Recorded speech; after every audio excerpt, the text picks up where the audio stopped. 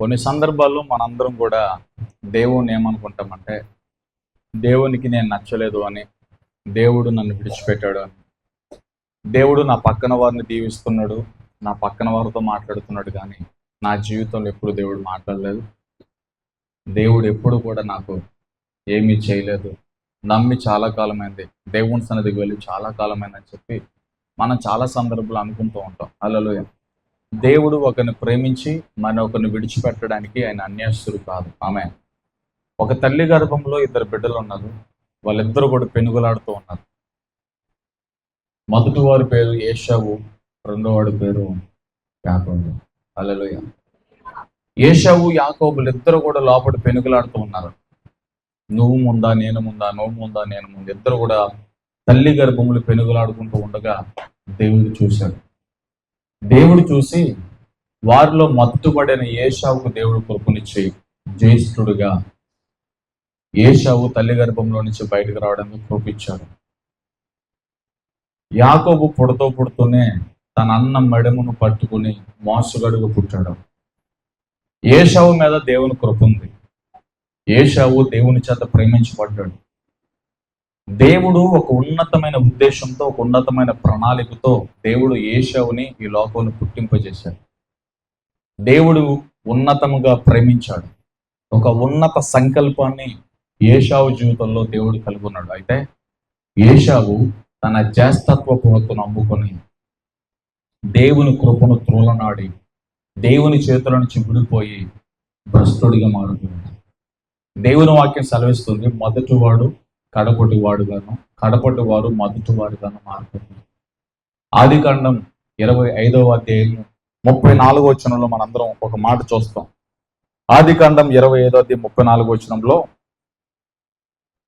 యాకోబు ఆహారమును చిక్కుడుకాయల వంటకములను ఏశావుకి ఇచ్చెను, అతడు తిని త్రాగి లేచిపోయిను, అట్లు ఏశావు తన జ్యేష్ఠత్వమును తృణీకరించెను. హల్లెలూయా. ఏ రాయబడింది అక్కడ చూడండి. యాకోబు ఆహారమును చిక్కుడుకాయల వంటకమును ఏశావుకి ఇచ్చెను, అతడు తిని త్రాగి లేచిపోయిను, అట్లా ఏశావు తన జ్యేష్ఠత్వమును తృణీకరించెను. దేవుడు ఒక ఉన్నత కృపతో, ఒక ఉన్నత ఉద్దేశంతో జ్యేష్ఠత్వపు హక్కును ఏశావుకి ఇస్తే, ఏశావు ఒక్క పూట కూటి కోసం తన జ్యేష్ఠత్వపు హక్కును అమ్మేసుకున్నాడు. హల్లెలూయా. ఇక్కడ ఏశావుని దేవుడు ప్రేమించాడా, తృణీకరించాడా? ఏశావుని దేవుడు ప్రేమించాడు. యాకోబునే దేవుడు ప్రేమించాడు. కానీ యాకోబు దేవుని హత్తుకున్నాడు. యాకోబు దేవుని గుడారములో నివసించాడు కనుక యాకోబు మీద దేవుని కృప ఉంది. హల్లెలూయా. ఏశావుని దేవుడు ప్రేమించి తల్లి గర్భములోనే ఒక ఉన్నతమైన కృపనిచ్చి జ్యేష్ఠత్వ హక్కునిస్తే, ఈ ఏశావు ఏం చేస్తాడు తెలుసా? జ్యేష్ఠత్వ హక్కును తృణీకరించను అంటే తన కాళ్ళతో తన తన్నుకుని వెళ్ళిపోయాడు. హల్లెలూయా. ఆ పైన వచనాలు కూడా మనం చదువుదాం చూడండి. 29వ వచనం చూస్తే, ఒకనాడు యాకోబు కలగూర వంటకములు వండుకొనుచుండగా ఏశావు అలసిన వాడై పొలములో నుండి వచ్చి, నేను అలసి ఉన్నాను, ఆ ఎర్రగానున్న దానిలో కొంచెము దయచేసి నాకు పెట్టమని అడిగాను. అందుచేత అతని పేరు ఏదోము అనబడును. ఏదోము అనగా ఎర్రని దాని అర్థము. అందుకు యాకోబు, నీ జ్యేష్ఠత్వమును నేడు నాకిమ్మని అడుగుగా, ఏశావు, నేను చావబోచున్నాను కదా, జ్యేష్ఠత్వము నాకెందుకనెను. యాకోబు, నేడు నాతో ప్రమాణము చేయమనెను. అతడు యాకోబుతో ప్రమాణము చేసి అతనికి జ్యేష్ఠత్వమును అమ్మివేయగా, యాకోబు ఆహారమును చిక్కుడుగాయల వంటకమును ఏశావుకి ఇచ్చెను, అతడు తిని త్రాగి లేచిపోయాను, అట్లా ఏశావు తన జ్యేష్ఠత్వమును తృణీకరించెను. హల్లెలూయా. ఇక్కడ ఏశావు అలసిపోయినట్లుగా, చావబోతున్నట్లుగా తనంతటి తను అనేసుకుంటున్నాడు. ఒక పూట కూటు కోసం జ్యేష్ఠత్వ హక్కును అమ్మేసుకున్నాడు. ఏశావు జీవితంలో నుంచి ఈ రోజు సంఘముతో మనందరితో కూడా పరిశుద్ధాత్మ ఒక పాఠాన్ని మనకు నేర్పించుకుంటున్నాడు. ఏశావులు ఇక్కడ మనం చాలా మంది ఉంటారు. ఏశావు లాంటి జీవితాలు ఇక్కడ చాలా ఉంటాయి. ఆ జీవితాల్లో ఉన్న హల్లెలూయా ఆ చేదనే వేరు. హెబ్రీ పత్రికలోను కూడా కొన్ని మాటలు మనం చదవబోతున్నాం. హల్లెలూయా. దానికి ముందుగా ఇక్కడ కొన్ని విషయాలు మనం నేర్చుకుని మరొక పాటలకు మనం వెళ్ళబోతున్నాం. చేతుల తల్లి చెప్పండి. హల్లెలూయా. యాకోబును గురించి, ఏశావును గురించి మనం ఖచ్చితంగా ఆలోచన చేస్తే 27వ వచనంలో ఏశావు యాకోబు పుట్టినప్పుడు ఏశావును గురించి దేవుడు ఏం చెప్పాడంటే అరణ్యవాసగా ఉంటాడని చెప్పి దేవుడు చెప్పాడు. హల్లెలూయా. యాకోబేమో ఇంటి గుడారముల్లో ఉంటాడు, ఇంటి గుడారంలో నివసిస్తాడని చెప్పాడు. 27వ వచనం మీరు చదువుకుంటే మీకు అర్థమైపోతుంది. హల్లెలూయా. ఈ అరణ్యవాసిగా ఉన్న ఈ ఏశావు ఎడారుల్లో తిరుగుతూ అలసిపోయిన జీవితాన్ని సాదృశ్యంగా ఉన్నాడు. అలసిపోయిన జీవితానికి సాదృశ్యంగా ఉన్నాయి. హల్లెలూయా. సహాయం పొందని జీవితము ఎడారి జీవితం, కృపలేని జీవితం ఎడారి జీవితం, దేవుని కనుదృష్టి లేని జీవితం ఎడారి జీవితం. Praise Lord. ఎడారి జీవితంలో తినడానికి, వేటాడడానికి అరణ్యంలోనికి వెళ్ళి, అడవుల్లోనికి వెళ్ళి వేటాడి ఏదైనా సంపాదించి తిందామని చూశాడు. కానీ ఏశావుగా ఆ రోజున ఏమీ దొరకనందువలన అలసిపోయాడు. హల్లెలూయా. ఎందుకు అలసిపోయాడు? ఈ రోజున మన జీవితాలు ఎందుకు అలసిపోతాయి అంటే, ప్రాముఖ్యంగా చెప్తున్నాను, మన జీవితంలో దేవుని కృప లేకుంటే మనం అలసిపోతాం. దేవుని సహాయం మన జీవితంలో లేకపోతే అలసిపోతాం. ఎందుకంటే ఒకడు సర్వలోకాన్ని సంపాదించుకుని ఆత్మను కోల్పోతే ఏంటి ప్రయోజనము? హల్లెలూయా. ఈ లోకంలో చాలా మంది సిరి సంపదలను, ఆస్తిపాస్తులు అన్నిటినీ సంపాదించుకుంటారు, కానీ వారి ఆత్మను కోల్పోతున్నారు, వారి ఆత్మ యొక్క రక్షణను కోల్పోతున్నారు. దేవుడి మాటని ఎలా చెప్తున్నాడంటే, అరణ్యవాసిగా దేవుని లేని జీవితం అరణ్య జీవితం. హల్లెలూయా. యేసు ప్రభు కనుక మన జీవితంలో లేకపోతే, దేవుని వాక్యానికి మనము చోటు ఇవ్వకపోతే, దేవుని మాటకు మనం చోటు ఇవ్వకపోతే మన జీవితాలు అరణ్య జీవితాలే. దేవుడు లేకుండా మనం ఏమి చేయలేం. ఏశావు జీవితంలో దేవుడు లేడు. హల్లెలూయా. ఏశావు జీవితంలో ఎవరు లేరు చెప్పండి? దేవుడు లేడు. అరణ్యవాసిగా ఉండి అరణ్యముల వెంబడి తిరుగుతూ ఉన్నాడు. దేవుని సన్నిధిలో లేడు. దేవుని మీద ఆధారపడిన వ్యక్తి కాదు ఏశావు.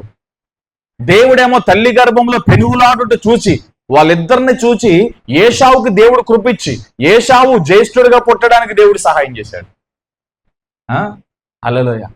అంత కృప ఇస్తే, దేవుడు పిలిస్తే, దేవుడు ఒక ఉద్దేశంతో తల్లి గర్భంలో నుండి భూమి మీదకి తీసుకొస్తే, ఏశావు విరోధముగా బ్రతికాడు, దేవునికి వ్యతిరేకంగా బ్రతికాడు, అరణ్యవాసిగా బ్రతికాడు. ఈ రోజున కూడా చాలా మంది అంతే, దేవుని నమ్ముకుంటాం కానీ అరణ్య జీవితం ఉంటది. పైకి మాత్రం బాప్తిజం పొందుతాం, పైకి మాత్రం దేవుణ్ణి నమ్ముకుంటాం, మన పేరు మార్పు చెందుద్ది, సంఘములో ఒక బాధ్యత కలిగిన వ్యక్తిగా ఉంటాము, కానీ దేవునికి చోటు లేదు మనలో. దేవుని వాక్యానికి చోటు లేదు మనలో. పెళ్లి చేయాలంటే కులము కావాలి, పెళ్లి చేయాలంటే మంచి రోజు కావాలి, ఇల్లు కట్టాలంటే మంచి రోజు కావాలి, ఎవడో కూడా వచ్చి ప్లాన్ వేయాలి. హల్లెలూయా.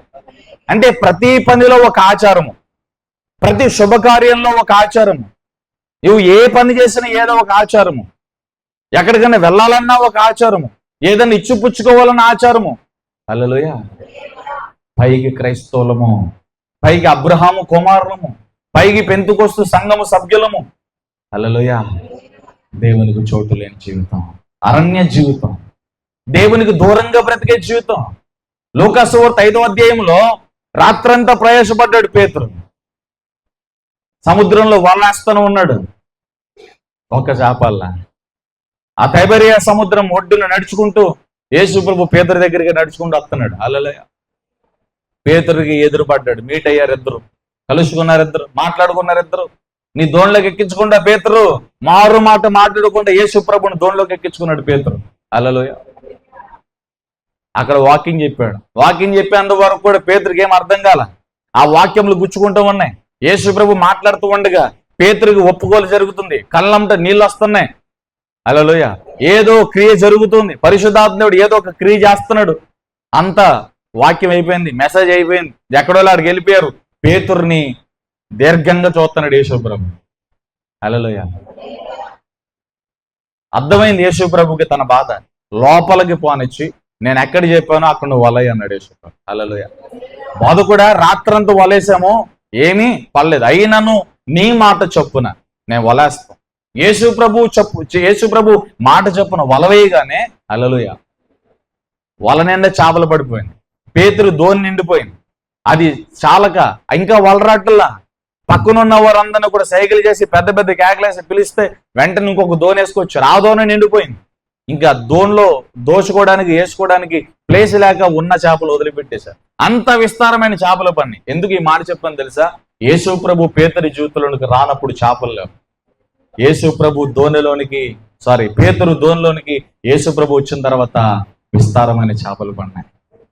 నీ జీవితంలో కూడా అంతే. అద్దింటిలో ఉన్న, సొంతింటిలో ఉన్న, ఈరోజు సమాధానం ఎందుకు ఉండట్లా? ఆరోగ్యం ఎందుకు ఉండట్లా? సమృద్ధి ఎందుకు ఉండట్లా? భార్యాభర్తలు ఎందుకు ప్రేమగా మాట్లాడుకోవట్లా? పిల్లలు ఎందుకు మాటనట్లా? చదువులో వారు ఎందుకు రానవటం లేదు? వారి వయసుకు వచ్చినా పెళ్లి ఎందుకు కావటం లేదు? చదివిన దాన్ని బట్టి ఉద్యోగం ఎందుకు రావటం లేదు? ఎందుకు ఆశీర్వాదం ఉండటల్లా? ఎందుకు నెమ్మది ఉండటల్లా? ఎందుకు సమాధానం ఉండటల్లా? యేసు ప్రభు లేని జీవితాలు, యేసు ప్రభు లేని కుటుంబాలు అలా ఉంటాయి. యేసు ప్రభు ఉన్న జీవితము, యేసు ప్రభు ఉన్న కుటుంబము ఎప్పటికైనా సమృద్ధిగా ఉంటుందండి. అరణ్య జీవితము ఏశావుది. మీరు కూడా పైకి మాత్రమే యేసు ప్రభుని నమ్మానండి, బాప్తిజం పొందానండి, నిజంగా వాక్యం ఆధారంగా బ్రతికే ధ్యానమేనా? వాక్యానికి నువ్వు విలువగలుగుతున్నావా? నువ్వు విన్న ఉపదేశానికి నువ్వు లోబడగలుగుతున్నావా? ఒక్కసారి ఆత్మ పరిశీలన చెయ్యండి. దేవుడు నీతో మాట్లాడుతున్నాడు.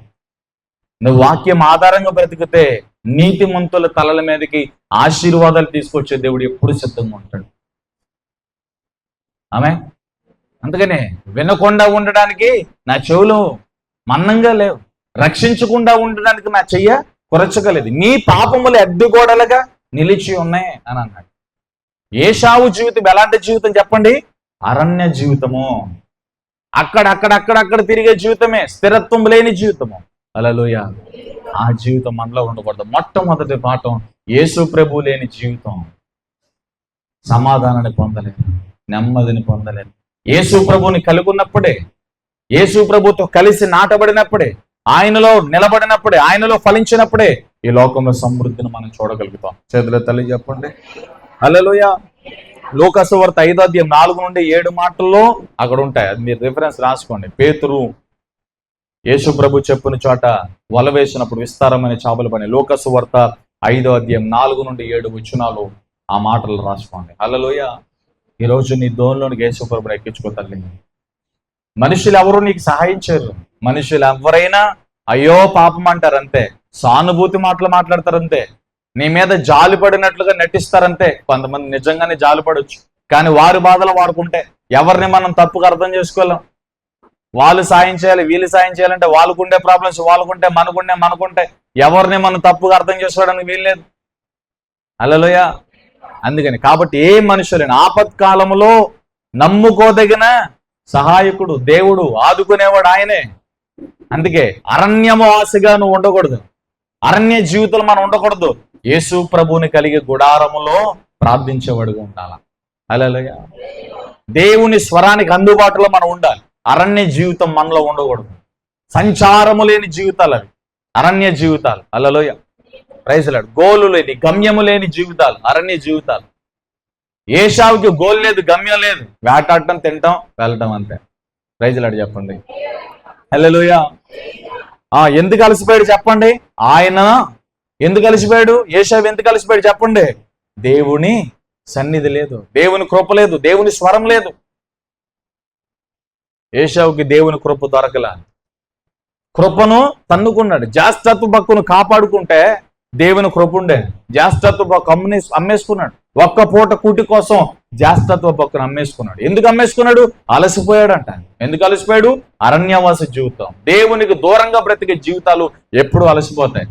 మరలా చెప్తున్నా, నువ్వు ఎవరైనా కావచ్చు, నువ్వు ఇలా విని వెళ్ళిపోవటం వల్ల ఉపయోగం లేదు, రాసుకుంటే వల్ల ఉపయోగం లేదు. రాసుకున్న దాని ప్రకారం, వినిన దాని ప్రకారం, చదివిన దాని ప్రకారం నువ్వు జీవించినప్పుడే దేవుళ్ళలో నాటపడతావు. హల్లెలూయా. అరణ్యవాసి జీవితము ఏశావు జీవితంలో ఉంది, అది మనలో ఉండకూడదు. అది ఉంటే తీసేయాలి. హల్లెలూయా. రెండోది ఏమంటున్నాడు ఇక్కడ? ఏశావు జ్యేష్ఠత్వ హక్కును అమ్మేసుకోవడానికి రెండో కారణం ఏంటి చూడండి. ఒకటి, అలసిపోయిన వాడే పొలములో నుండి వచ్చి నేను అలసి ఉన్నాను, ఆ ఎర్రగా ఉన్న దానిలో కొంచెము దయచేసి నాకు పెట్టమని అడిగాను, అందుచేత అతని పేరు ఏదోమో అనబడను. తర్వాత ఏమన్నాడు? అందుకు యాకోబు నీ జ్యేష్ఠత్వము నేడు నాకిమ్మని అడుగగా ఏశావు నేను చావబోతున్నాను కదా. ఎవడు చెప్పాడు చచ్చిపోతున్నావు అని?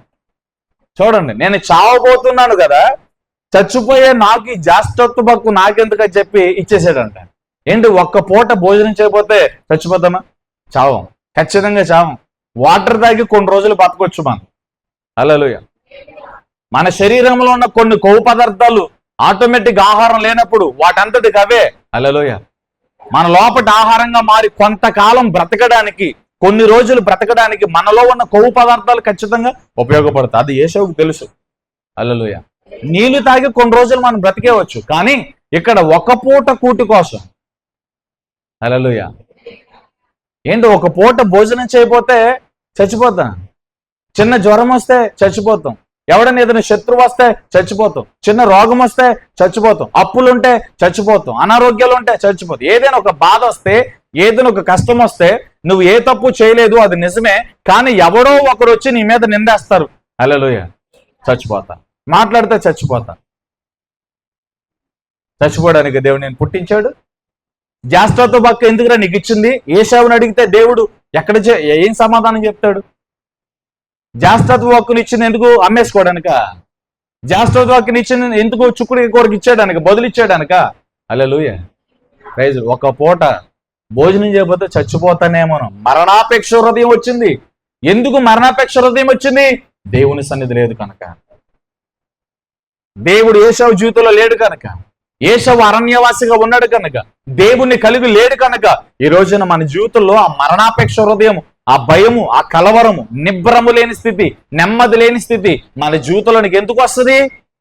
దేవుడు లేకపోతే, ప్రార్థన జీవితం లేకపోతే, దేవుని మీద ఆధారపడకపోతే, వాక్యానికి మనం ప్రాధాన్యత ఇవ్వకపోతే అనేక రకములైన భయములు మనల్ని అల్లుకుంటాయి. హల్లెలూయా. నేను చచ్చిపోతున్న వాడికి జ్యేష్ఠత్వ కింద ఒక్క పూట భోజనం చేయకపోతే అసలు ఎలా చచ్చిపోతారండి? హల్లెలూయా. బదరీ చెట్టుగాడు కూర్చున్న ఏలియా, ఇక నా పితరులతో పాటు నేను నిద్రించుగాక, నేను చచ్చిపోతాను ప్రభువా, నన్ను తీసేసుకో. మరణాపేక్ష హృదయంతో రోషము కలిగిన ఏలియా బదరీ చెట్టుగాడు అలాగే ప్రార్థన చేశాడు. నోరు మూసుకోమన్నాడు దేవుడు. చచ్చిపోతావా? ఎవడు చెప్పాడు? అసలు నీకు చావే లేదు. నేను చచ్చిపోవాలి, పితరులతో పాటు నిద్రించాలనుకుంటున్నావు. హల్లెలూయా. సుడులు గల అగ్నిలో, అగ్ని రథముల చేత కొనుపోబట్టం దేవుడి చిత్తం. అది గుర్తెరగని ఏలియా యెజెబెలుకు భయపడి, అహాబుకు భయపడి, అక్కడ ఉన్న ప్రళయానికి భయపడి ఎంత భక్తి చేసి, ఎంత పరిచర్య చేసి వాళ్ళ చేతుల్లో నేను చావడం ఏంటి ప్రభువా, నన్ను తీసేసుకో అని మరణాపేక్ష హృదయంతో బదరీ చెట్టుగాడు కూర్చుని ఏలియా ప్రార్థన చేస్తున్నాడు. బాబు ఏలియా, నీ స్ట్రాటజీ ఏంటో తెలుసా? నువ్వు ప్రార్థన చేస్తే ఏం జరుగుతుందో తెలుసా? ఒకసారి గుర్తు చేసుకో. దేవుడు అంటున్నాడు, హల్లెలూయా, కళ్ళు మూసుకుంటే ఆకాశం నుంచి అగ్ని దిగి వచ్చింది. హల్లెలూయా. రాజులు, అక్కడున్న మంత్రులు, అక్కడున్న మనుషులందరూ ఏలియా ముందు చేతులు కట్టుకుని నిలబడేవాడు.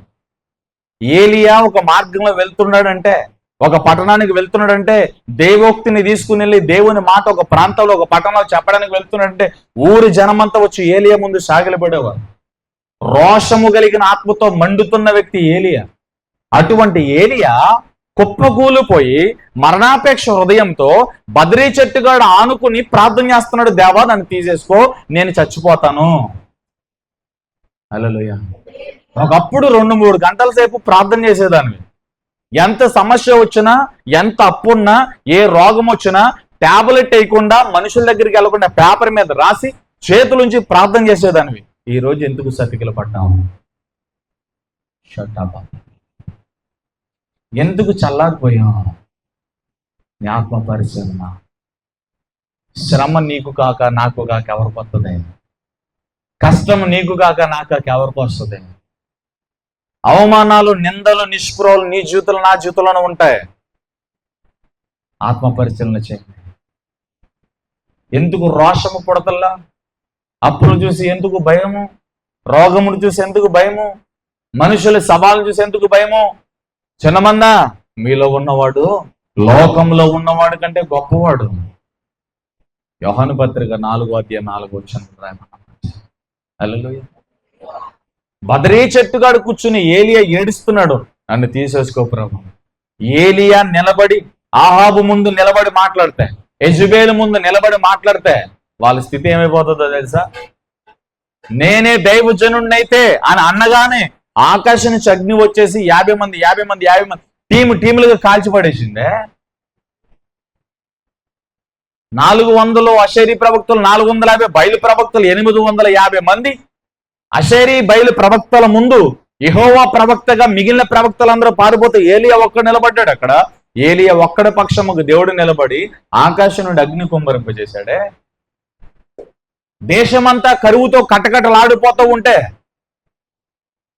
తల తీసుకొచ్చి మోకాల మీద పెట్టి దేవుడి సన్నిధిలో ప్రార్థన చేసినప్పుడు, హల్లెలూయా, వీడు వారిపోయిన కరువుతో నింపబడిన దేశమును పచ్చగా మార్చేయడానికి, వర్షం కురవడానికి ఏలియా ప్రధాన కారకుడు అయ్యాడే. ప్రార్థన చేస్తే కరువులో దేవుడు వర్షాన్ని ఇచ్చాడే. శత్రువుల మధ్యలో ప్రార్థన చేస్తే ఆకాశం నుంచి అగ్ని కుమ్మరించాడే. నేనే దైవజనున్నైతే ఆకాశం నుంచి దేవుడు అగ్ని కుమ్మరించాడే. హల్లెలూయా. ఇన్ని అద్భుతాలు, ఇన్ని ఆశ్చర్యాలు, ఇంత రోషము కలిగిన ఆత్మతో వాడబడిన ఏలియా మరణాపేక్ష హృదయంలోనికి ఎందుకు వెళ్ళాడో ఈరోజు నీతోనే దేవుడు మాట్లాడుతున్నాడు. ఎందుకు? రోగం వస్తే, అప్పు వస్తే, ఎవడో ఏదో అంటే అవన్నీ నిజం అయిపోతాయా? నువ్వేంటో దేవునికి తెలియదా? నీ మనస్సాక్షి ఏంటో దేవునికి తెలియదా? నేను దేవుడు ఎరిగలేదా? దేవునికి నువ్వేంటో తెలియదా? ఆలోచించు. హల్లెలూయా. ఏశావు తన జాస్తత్వ పక్కన ఎందుకు అమ్మేసుకున్నాడు అంటే చచ్చిపోతానేమోనండి భయం. ఎందుకు చచ్చిపోతావు? ఒక పూట భోజనం లేకపోతే, ఒక పూట ఉపవాసం ఉంటే ఏమైపోతుంది? హల్లెలూయా. ఆలోచించాను. ఎంత ఫూలిష్గా దేవుడు తల్లి గర్భంలో పెనుగులాడుకుంటున్న ఇద్దరిని చూసి జయిష్ఠుడిగా ఏశావుని ఎంచుకుంటే, తల్లి గర్భంలోనే ఏశావును దేవుడు ప్రతిష్ఠించుకుంటే, తల్లి గర్భంలోనే ఏశావును ఒక ఉన్నత కృపనిస్తే తృణీకరించాడు. కింద ఆ వచనంలో మనం చదువుతాం, 34వ వచనంలో, ఏశావు యాకోబు ఆహారమును చిక్కుడుకాయల వంటకమును ఏశావుకి ఇచ్చాను, అతడు తిని త్రాగి లేచిపోయెను. హల్లెలూయా. హల్లెలూయా. తిని త్రాగి లేచిపోయాడంట. నా ప్రాణమా తిను, తాగు, సుఖించు, సంతోషించు. అలాంటి వాళ్ళందరినీ దేవుడేమో వెర్రువాడా, పిచ్చోడా. హల్లెలూయా. కుక్కల వలె తిండికి ఆతృత పడద్దు, గొంతుకి కత్తి అడ్డు పెట్టుకోమన్నాడు దేవుడు. ఎంత తిన్నా వాటికి తృప్తి ఉండదు, మనకు కూడా తృప్తి ఉండదు. ఎంత తిన్నా మరలా 5-4 గంటలకు మరలా ఆకలేస్తాం. హల్లెలూయా. Praise lord. కిందటి వారంలో కూడా చెప్పాం, బ్రతకడానికి మాత్రమే తినాలి కానీ తినటానికి కోసం బ్రతకూడదని చెప్పాను. తినడం కోసం బ్రతికితే బైబిల్ తిండిపోతలు అని పేరు పెడుతుంది. ఎందుకు తినాలి? బ్రతకడానికి తినాలి. ఎందుకు డబ్బు సంపాదించాలి? బ్రతకడానికి సంపాదించుకోవాలి. డబ్బు సంపాదించడమే అయితే నీ జీవితం వేస్ట్ అయ్యా. తినడానికే పుట్ల నువ్వు. ఈ లోకంలో డబ్బుని, పేరు ప్రఖ్యాతలు సంపాదించడానికి పుట్ల. ఈ లోకంలో దేవుని కోసం బ్రతకడానికి పుట్టాం. దేవుని వాక్యాన్ని ఇతరులకు ప్రకటించడానికి పుట్టాం. దేవుని చేతిలో వాడబడ్డానికి పుట్టావు. దేవుని ఉద్దేశం ఈ లోకంలో జరిగించడానికి పుట్టావు. దేవుని రాజ్యానికి ఈ లోకం నుండి కొన్ని ఆత్మలను సంపాదించడానికి పుట్టావు.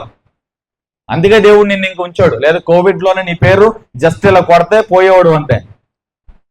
మన పేరుని ఇలా కొట్ల, పేరుని దేవుడు తొడవల, మన పేరుని ఈ భూమి మీద ఇంకా ఉంచాడు. దేవుడు ఈ భూమి మీద నుండి మన పేరుని ఇలా అన్నాడు అనుకో, మనం అయిపోతాం.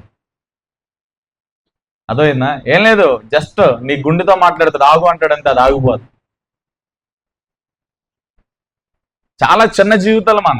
దేవునితో ఆటలాడుకుంటే ఎట్లా, దేవుని కృపను దుర్లభం చేసుకుంటే ఎట్లా, దేవుని మహిమను పోగొట్టుకుంటే ఎట్లా. హల్లెలూయా. జ్యేష్ఠత్వపు హక్కు. ఆమేన్. జ్యేష్ఠత్వ హక్కుని ఎందుకు అమ్మేసుకున్నాడు? అలసిపోయి ఉన్నాడు, చచ్చిపోతానని భయం కలిగింది. ఆమేన్. ఈ రెండు ఎప్పుడు కలుగుతాయి? దేవుని లేని జీవితాలు ఈ రెండు ఉంటాయి. ప్రైజ్ లార్డ్ చెప్పండి. హల్లెలూయా. తర్వాత ఏమమ్మేసుకున్నాడు? జ్యేష్ఠత్వ హక్కు. అసలు జ్యేష్ఠత్వపు హక్కు అంటే ఏంటి? జ్యేష్ఠత్వం అంటే ఏంటి? హల్లెలూయా. ఇప్పుడు తండ్రి ఉంటాడు ఇంట్లో. ఆ తండ్రి ఒకవేళ చనిపోతే ఆ తండ్రి తర్వాత పెద్దోడు ఎవరో వాడే జ్యేష్ఠుడు. హల్లెలూయా. ఆ ఇంటికి పెద్ద అతనే. హల్లెలూయా.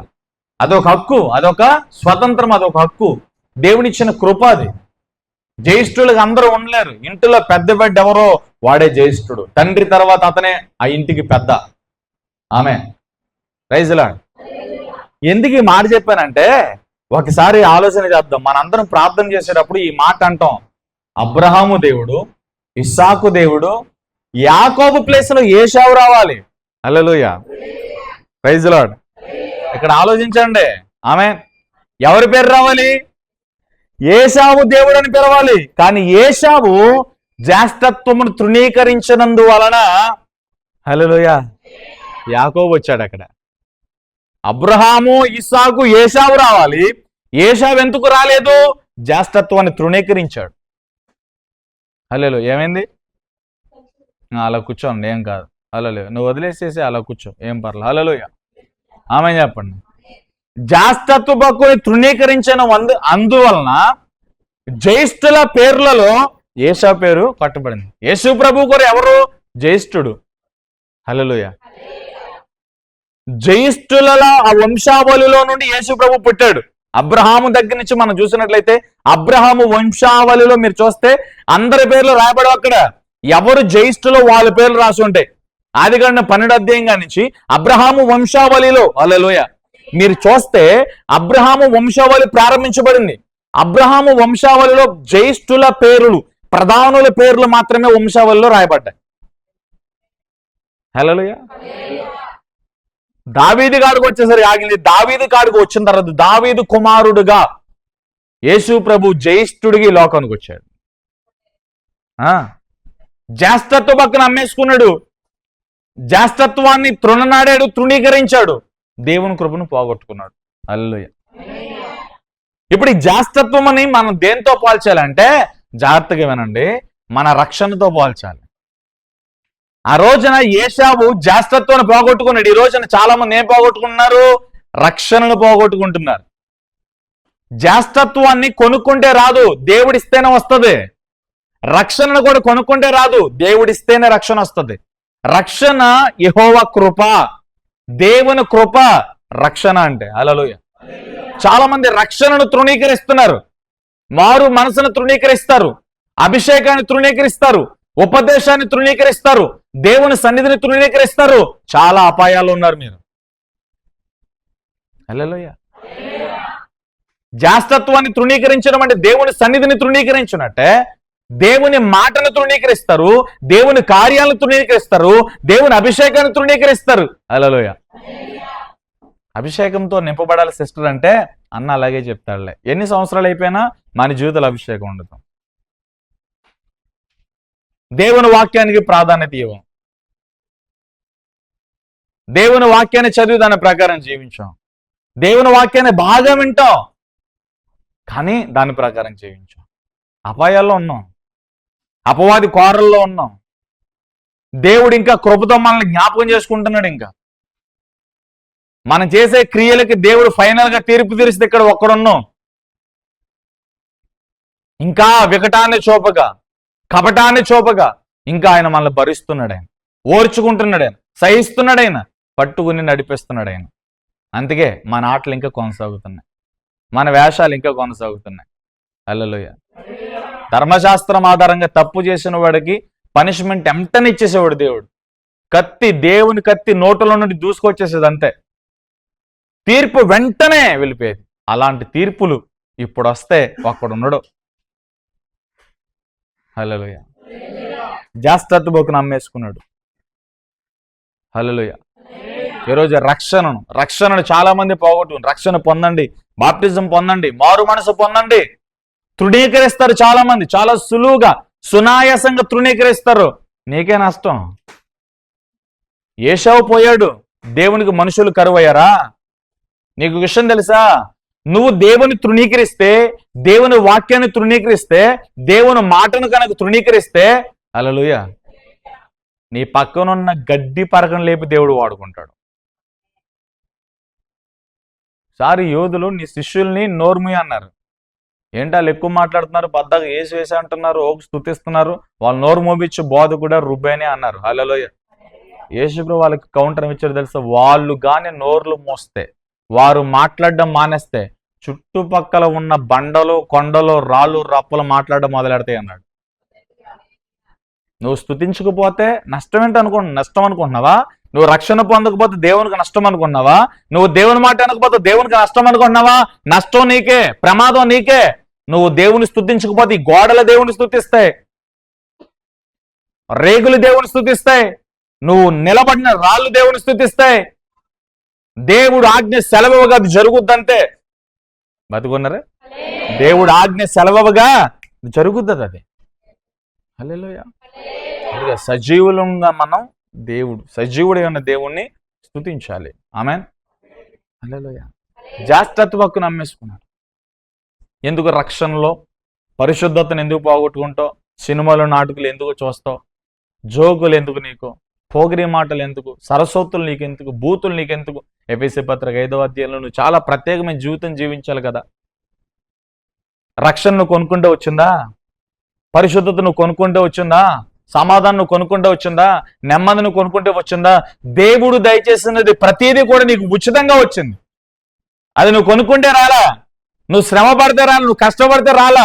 మన నిమిత్తం ఆయన బలైపోయి దరిద్రుడిగా మారి శాపగ్రస్తుడిగా మారి సిలువలో సమస్తమును చేసి ముగించి దేవుడు మనకు చక్కని ఈవుల్ని ఇచ్చాడు. హల్లెలూయా. వాటిని చాలా మంది తృణీకరిస్తూ ఉంటారు. ఇప్పుడు మన హెబ్రీ పత్రికను చూద్దాం ఒకసారి. హెబ్రీ పత్రిక 12వ అధ్యాయానికి రండి ఒకసారి అందరూ. హెబ్రీ పత్రిక 12వ అధ్యాయంలో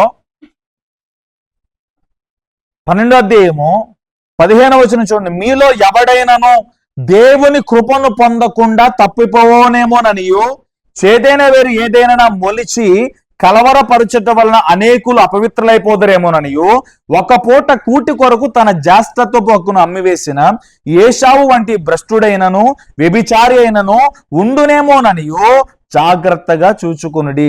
ఏశావు ఆ తర్వాత ఆశీర్వాదము పొందగోరి కన్నీళ్లు విడిచచ్చు దానికోసము శ్రద్ధతో వెతికినను మారు మనసు పొంద అవకాశము దొరకక విసర్జించబడినని మీరు ఎరుగుదురు. హల్లెలూయా. ఇంతగా అక్కడ 2 పాఠాలు మనం నేర్చుకున్నాం. ఏశావు జ్యేష్ఠత్వం నమ్ముకోవడానికి అతి ప్రాముఖ్యమైన కారణం ఏంటంట? ఫస్ట్ది హల్లెలూయా, అలసిపోయి ఉన్నాడు.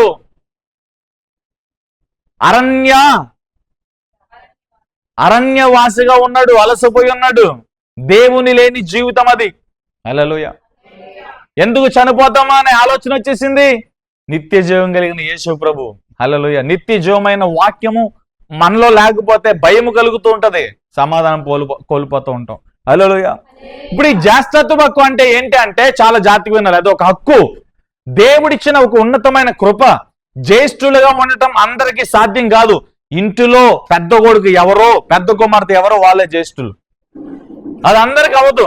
జ్యేష్ఠులుగా ఉండటానికి దేవుడు కృపిస్తేనే తప్ప వాళ్ళు జ్యేష్ఠులుగా ఉంటారు. హల్లెలూయా. ఇప్పుడు అందరికీ కుదరదు అవి. ఆమేన్. దేవుడు ఎవరినైతే ఎంచుకుని, ఏ మనుషులమ్మ మీరు? హల్లెలూయా. వచ్చిన వాళ్ళు కూర్చుంటారు, మీరు వాక్యం వినండి. హల్లెలూయా. ప్రైజ్ లార్డ్ చెప్పండి. జాగ్రత్తగా వినాలి. హల్లెలూయా. జ్యేష్ఠులుగా ఉండటం అందరికీ సాధ్యం కాదు. అది దేవుడు ఎవరికైతే ఇస్తాడో వారే జ్యేష్ఠులుగా ఉంటారు. హల్లెలూయా. ఇక్కడ ఈ జ్యేష్ఠత్వపు హక్కుని నేను ఇప్పుడు దేంతో పోలుస్తానంటే పరలోక రాజ్యంతో పోలుస్తాను. ఇప్పుడు ఈ పరలోక రాజ్యంలో కూడా అందరూ చేర్చబడలేరంట. పేతురుకు ఒకానొక సమయంలో డౌట్ వచ్చి, ప్రభువా, ఈ ఇరుగు మార్గము, ఈ సంకుచితమైన మార్గంలో అందరూ ప్రవేశించగలుగుతారా అడిగాడు. ఆయనకు డౌట్ వచ్చి అడిగాడు. యేసు ప్రభు చాలా సునాయాసంగా చెప్పిన మాట ఏంటో తెలుసా? అందరూ ఆ సంకుచితమైన ఇరుకు మార్గంలో ప్రవేశించాలని ఆశ ఉంటది. చాలా మంది ప్రయత్నం చేస్తారు, కానీ కొందరి వల్ల కాదు. కొందరే దాన్ని కనుగొంటారు, కొందరే దానిలో నడవగలుగుతారు అన్నాడు యేసు ప్రభు. ఈ జ్యేష్ఠత్వ హక్కు అందరికి రాదిది, కొందరే. దేవుడు నీకు పరలోకంలో స్థానాన్ని ఇచ్చాడు. 2024 సంవత్సరాల క్రిందట ప్రభువైన యేసు ఈ లోకానికి వచ్చి మనందరి పాపములను ఆయన క్షమించి, మనందరి శాపములను ఆయన భుజం మీద వేసుకుని పరిశుద్ధులుగా మార్చి, రాజులైన యాజక సమూహంగా మార్చి, దేవుడు ఏమన్నాడు తెలుసా? నా ద్వారా మీరందరూ జ్యేష్ఠులు అన్నాడు. మీ పౌరసత్వము పరలోకంలో ఉంది అని చెప్పాడు. మీ జీవము నా కృపలో దాచబడి ఉంది అన్నాడు. ఈ మాటలను కేంద్రముగా ఆధారంగా చేసుకున్న పౌలు, ఇకను జీవించేది నేను కాదు, క్రీస్తు యేసే నాలో జీవిస్తున్నాడని చెప్పాడు. ఎఫెసీ పత్రికలో మనందరము కూడా పరలోక పౌరసత్వాన్ని కలిగి ఉన్నాము, మనందరి పౌరసత్వం పరలోకమే అన్నాడు. పౌలు పత్రికలు చదువుతుంటే బలం కలుగుతూ ఉంటది. పౌలు పత్రికలు చదువుతుంటే మన పొరపాట్లు కనబడుతూ ఉంటాయి. సరి చేసుకునే తత్వం మనకుంటే పౌలు పత్రికల ద్వారా మారు మనసు ఈజీగా కలుగుద్ది. సంఘం ఎలా ఉండాలి, సేవకుడు ఎలా ఉండాలి, సంఘ పెద్ద ఎలా ఉండాలి, విశ్వాసం ఎలా ఉండాలి, సంఘ క్రమం ఎలా ఉండాలి, పరిశుద్ధాత్ముడు అంటే ఏంటి, పరిశుద్ధాత్మతో నింపబడిన వారు ఎలా బ్రతుకుతారు, దురాత్మతో వెలుగుదోతతో నడిచేవారు ఎలా ఉంటారు, అన్య భాషలు అంటే ఏంటి, కృపావరాలు అంటే ఏంటి, శరీర కార్యాలు అంటే ఏంటి, సంఘ పత్రికలన్నిటిలో కూడా హల్లెలూయా చక్కని అర్థాలతో వివరంతో పరిశుద్ధాత్ముడు పౌలు గారి ద్వారా రాయించారు. హల్లెలూయా. జ్యేష్ఠత్వ హక్కు అంటే పరలోక రాజ్యం. అది అందరికీ రాదది, దేవుడు మనకిచ్చాడు. ఆ జ్యేష్ఠత్వాన్ని కాపాడుకోవడానికి మనం అలసిపోకూడదు, కునికేయకూడదు, మెలకువగా ఉండాలి. అలసిపోయే వారంగా కునికేసే వారంగా ఉంటే జ్యేష్ఠత్వాన్ని పోగొట్టుకుంటాం. ఏశావు జ్యేష్ఠత్వాన్ని పోగొట్టుకోవడానికి ఇదే కారణం. చనిపోతానేమోనని భయం కలిగింది, అలసిపోయిన స్థితిలో ఉన్నాడు కనుకనే. చచ్చిపోయేవాడికి అలసిపోయినవాడికి నాకెందుకు అనుకున్నాడు. బ్రతికిన చేప ఎప్పుడు నీటికి ఎదురెళ్తూనే ఉంటుంది. చచ్చిన చేప పరిస్థితుల్లో, శోధనలో, శ్రమల్లో కాంప్రమైజ్ అయిపోతే ఇంక నువ్వు చచ్చిపోయినోడితో సమానం. శ్రమల్లో, పరిస్థితుల్లో, అప్పుల్లో, వేదనలో, రోగాల్లో నువ్వు పోరాడాలి. హల్లెలూయా. తిమోతితో అంటాడు కదా, క్రీస్తు యేసు మంచి సైనికుని వలె మనము పోరాడు బద్దులమై ఉన్నామంటాడు తిమోతికి పౌలు చెప్తూ. క్రీస్తు యేసు మంచి సైనికుని వలె పోరాడు బద్దులమై ఉన్నాము. పోరాడకుండా మన చేతులు కట్టుకుని నా పని అయిపోయిందంటే కనుక దేవుని సన్నిధిలో నువ్వు పని చేయవు, దేవుని పొలంలో నువ్వు పని చేయలేవు, దేవుని రాజ్యంలో నాటబడలేవు, దేవుని కోసం కొన్ని ఆత్మలు సంపాదించలేవు. ఆత్మ పరిశీలన చేయండి. జ్యేష్ఠత్వము, పరలోకము దేవుడు తన రక్తం ఇచ్చి మనకిచ్చాడు, తన ప్రాణాన్ని పెట్టి మనకు పరలోకాన్ని ఇచ్చాడు.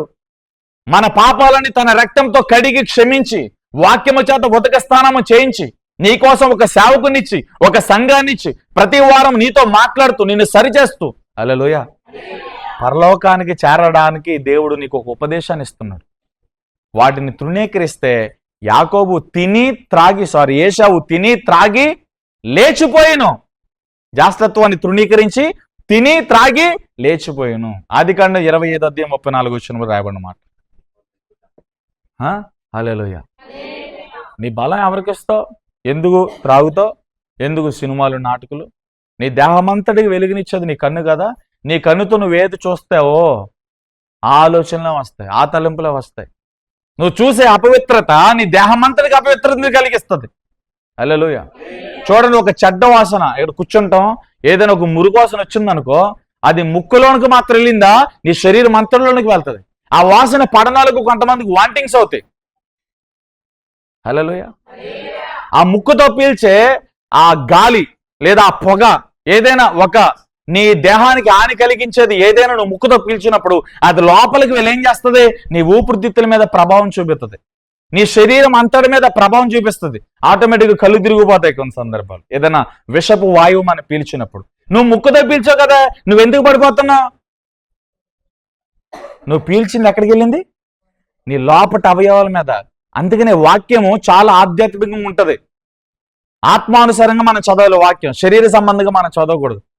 నువ్వు కంటితో ఏది చూస్తావో ఆ ఇన్ఫెక్ట్, ఆ ప్రభావము, ఆ ఇన్ఫ్లుయెన్స్ అంతా నీ తలంపుల మీద, నీ ఆలోచన మీద పడుతుంది. వన్స్ నీ ఆలోచన, నీ తలంపు మారిందంటే నువ్వు భ్రష్టుడిగా మారిపోతావు. ఏం లేదు, ఖాళీగా మేడ మెద్ద మీద తిరుగుతున్న దావీదు, యుద్ధం చేయకుండా మేడ మెద్ద మీద తిరుగుతున్న దావీదు, హల్లెలూయా, చూడకూడదు చూశాడు లేదా? ఉరియా భార్య బత్షెబా ఏం చేస్తుంది? స్నానం చేస్తూ ఉండకు చూశాడు. మారిపోయింది ఆలోచన, తలంపు మారిపోయింది. ఫస్ట్ ఆవిడ గురించి ఎప్పుడు ఆలోచించలా, ఆవిడ గురించి ఎప్పుడు ఆ చెడ్డ తలంపు రాలా. చూడకూడని టైంలో చూశాడు, చూడకూడని సమయంలో చూశాడు, చూడకూడని దృశ్యాన్ని చూశాడు. వెంటనే ఏం కలిగింది? ఆలోచన మారిపోయింది, తలంపు మారిపోయింది. అధికారాన్ని ఉపయోగించాడు, అధికారాన్ని వినియోగించాడు, పిలిపించుకున్నాడు, పాపం చేశాడు. దాన్ని కప్పిపెట్టడానికి నీతిమంతుడైన ఉరియాని యుద్ధంలో పెట్టి చంపించేశాడు. హల్లెలూయా. ఎందుకు ఇదంతా జరిగింది?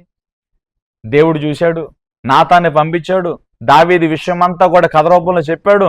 దావీదు వెంటనే హల్లెలూయా రాజవస్త్రము తెచ్చి బూడిదలో కూర్చొని దుమ్ము ధూళి పోసుకుని గోను పట్ట కట్టుకుని ఏడుస్తూ ప్రార్థన చేశాడు. హల్లెలూయా. జ్యేష్ఠత్వపు హక్కు పరలోక రాజ్యానికి సాదృశ్యం.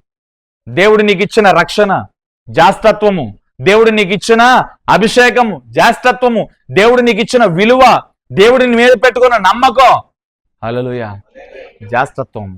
దేవుడు నీకు ఇచ్చిన తలంతు చాలా విలువైంది, దేవుడు నీకు ఇచ్చిన కృపావరము చాలా విలువైంది, దేవుడు నీ మీద పెట్టుకున్న నమ్మకం చాలా వాల్యుబుల్. అది దేవుడు నిన్ను నమ్మాడు, దేవుడు నిన్ను తన పొలంలో చేర్చుకున్నాడు, తన సంఘంలో చేర్చుకున్నాడు, నిన్ను కడిగి రక్షించి పరిశుద్ధపరిచి ఒక గుంపులో చేర్చి దేవుడు నీకు అధికారం ఇచ్చాడు. హల్లెలూయా. జ్యేష్ఠత్వం అంటే అధికారము, హక్కు. నీ హక్కును నువ్వు వినియోగించాలి, నీ అధికారం నువ్వు వినియోగించాలి. హల్లెలూయా. చదివి తల్లి చెప్దామా? హల్లెలూయా. నీ హక్కుని నువ్వేం చేయాలి? వినియోగించాలి. అమ్మ ఎలా ఉంది? ఒకసారి వెళ్ళి ప్రేయర్ చేసి హల్లెలూయా చెప్పండి, గట్టిగా చెప్పండి. హల్లెలూయా. జ్యేష్ఠత్వపు హక్కును పోగొట్టుకోకూడదండి. ఆమేన్. సంసోను ఏం చేశాడు తెలుసా? Praise lord. సంసోను, దేవుని సన్నిధిలో ఉన్న సంసోను, దేవునితో మాట్లాడే అనుభవం కలిగిన సంసోను దెలీలా పరిచయం కాగా ఏ జీవితం వచ్చింది చెప్పండి? ఏ జీవితం? ఇలా తిప్పుతాననే తిరగట్రయ్యానండి మీకు. హల్లెలూయా. ఏ జీవితం? మొదటి పాయింట్ అరణ్యవాసిగా ఎంతసేపు దెలీలా చుట్టూ తిరుగుతున్నాడు. దెలీలా లేకముందు దేవుని సన్నిధి, దేవుని బలిపీఠం ఆధారం చేసుకున్న సంసోను దెలీలా వచ్చిన తర్వాత తండ్రి ఇంటిని విడిచిపెట్టాడు, దేవుని బాధ్యతను విడిచిపెట్టాడు, దేవుని పరిచర్ని విడిచిపెట్టాడు, ప్రార్థనా జీవితాన్ని విడిచిపెట్టాడు. ఇక సంసోను యొక్క నోటిలో నుండి వచ్చే పాఠము దెలీలా. దేవుని దగ్గర పొందుకు ఉన్న బలమంతా తీసుకెళ్లి దెలీలా తొడ మీద పడుకుని ఫిలిష్తీయులకు చెప్పాడు. ఏది చెప్పకూడదో అది చెప్పాడు, ఏది మాట్లాడకూడదో అది మాట్లాడు. ఉండకూడని స్థలంలో ఉన్నాడు సంసోను. దేవుడు ఎక్కడున్నామన్నాడు, నువ్వు ఎక్కడున్నావు? దేవుడు ఎందుకు పుట్టించాడు, నువ్వేం చేస్తున్నావు? పొలం పనిలో ఉన్న సంసోను తల్లికి దేవుని దూత చెప్పిందేంటి? నా ప్రజలను నడిపించడానికి నేను ఏర్పాటు చేసుకునే సాధన. అతనిలో నా ఆత్మ నివసిస్తుంది. అతడు నాజీరీ చేయబడిన వ్యక్తిగా, చచ్చిన దాన్ని ముట్టకుండా, ద్రాక్షరసం ముట్టకుండా ఒక ప్రత్యేకమైన వ్యక్తిగా అతను ఉండాలి. తల్లి గర్భములోనే చాలా ఒక ఉన్నతమైన ఉద్దేశంతో సంసోను దేవుడు పుట్టిస్తే, దేవుని సన్నిధిలో ఉండాల్సిన సంసోను దెలీలా తోడ మీద పడుకుంటాడా? దేవునితో మాట్లాడాల్సిన సంసోను దెలీలాతో మాట్లాడతాడా? హల్లెలూయా. నా కుమారుడా, నీ యవ్వనేచ్ఛల నుండి దూరంగా పారిపోలా.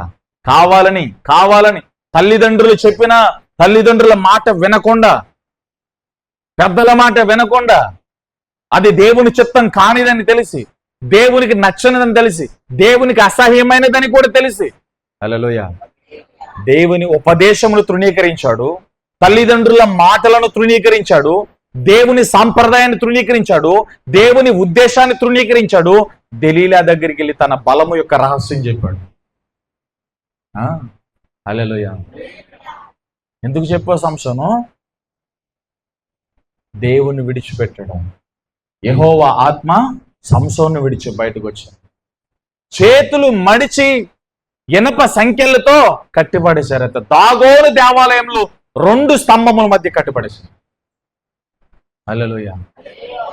కీషు కుమారుడైన సౌలు ఇశ్రాయేలీలందరికీ కూడా మొట్టమొదటి రాజు. కీషు కుమారుడైన సౌలు. హల్లెలూయా. 40 సంవత్సరాలు పరిపాలన చేయడానికి దేవుడు ఒక ఉన్నత జ్యేష్ఠత్వాన్ని, ఆధిక్యతను దేవుడిచ్చాడు. 40 సంవత్సరాల్లో సౌలు దేవునికి ఇష్టంగా చేసిన పరిపాలన ఎన్ని సంవత్సరాలు మీ ఎవరికైనా తెలుసా? కేవలం 2 సంవత్సరాలే. ఎందుకు పనికిరాని కీషు కుమారుడైన సౌలును దేవుడు అభిషేకించి రాజుగా నియమిస్తే 40 సంవత్సరాలు పరిపాలన చేసిన సమయంలో మొదటి 2 సంవత్సరాలు మాత్రమే సౌలు దేవుడు చెప్పినట్లుగా చేశాడు.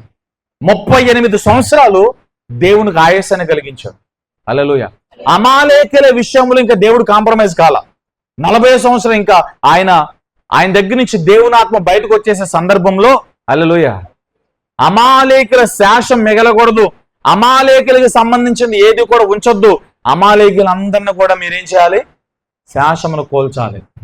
వాళ్ళకి సంబంధించిన వాటిని ఏటిని కూడా ఉంచకూడదని దేవుడు చెప్తే, అమాలేకులు కొంతమందిని చంపి కొంతమంది శాసనాన్ని మిగిల్చాడు. హల్లెలూయా. బలహీనమైన జీవాలన్నిటిని కూడా చంపేసి మంచిగా బలంగా లావుగన్న వాటిని ఉంచేశాడు. దేవుడు పెచ్చకోపం వచ్చింది. సమూయేలు గారు వచ్చి అడిగారు, ఏం నువ్వు చేసింది? ఈ మనుషులు ఎందుకు మిగిల్చారా ఏంటంటే, ఈ మనుషులు నాకు బాగా క్లోజ్, నా ఫ్రెండ్స్ వాళ్ళు నా స్నేహితులు, వాళ్ళని నేను చంపలేను అన్నాడు. హల్లెలూయా. దేవుడు కోపం రాదా? మరి ఆ మోగజీవాలేంటి, ఆ జంతువులు ఎందుకు మిగిల్చావంటే, వాటిని నేను యెహోవాకు బలిస్తాను అన్నాడు.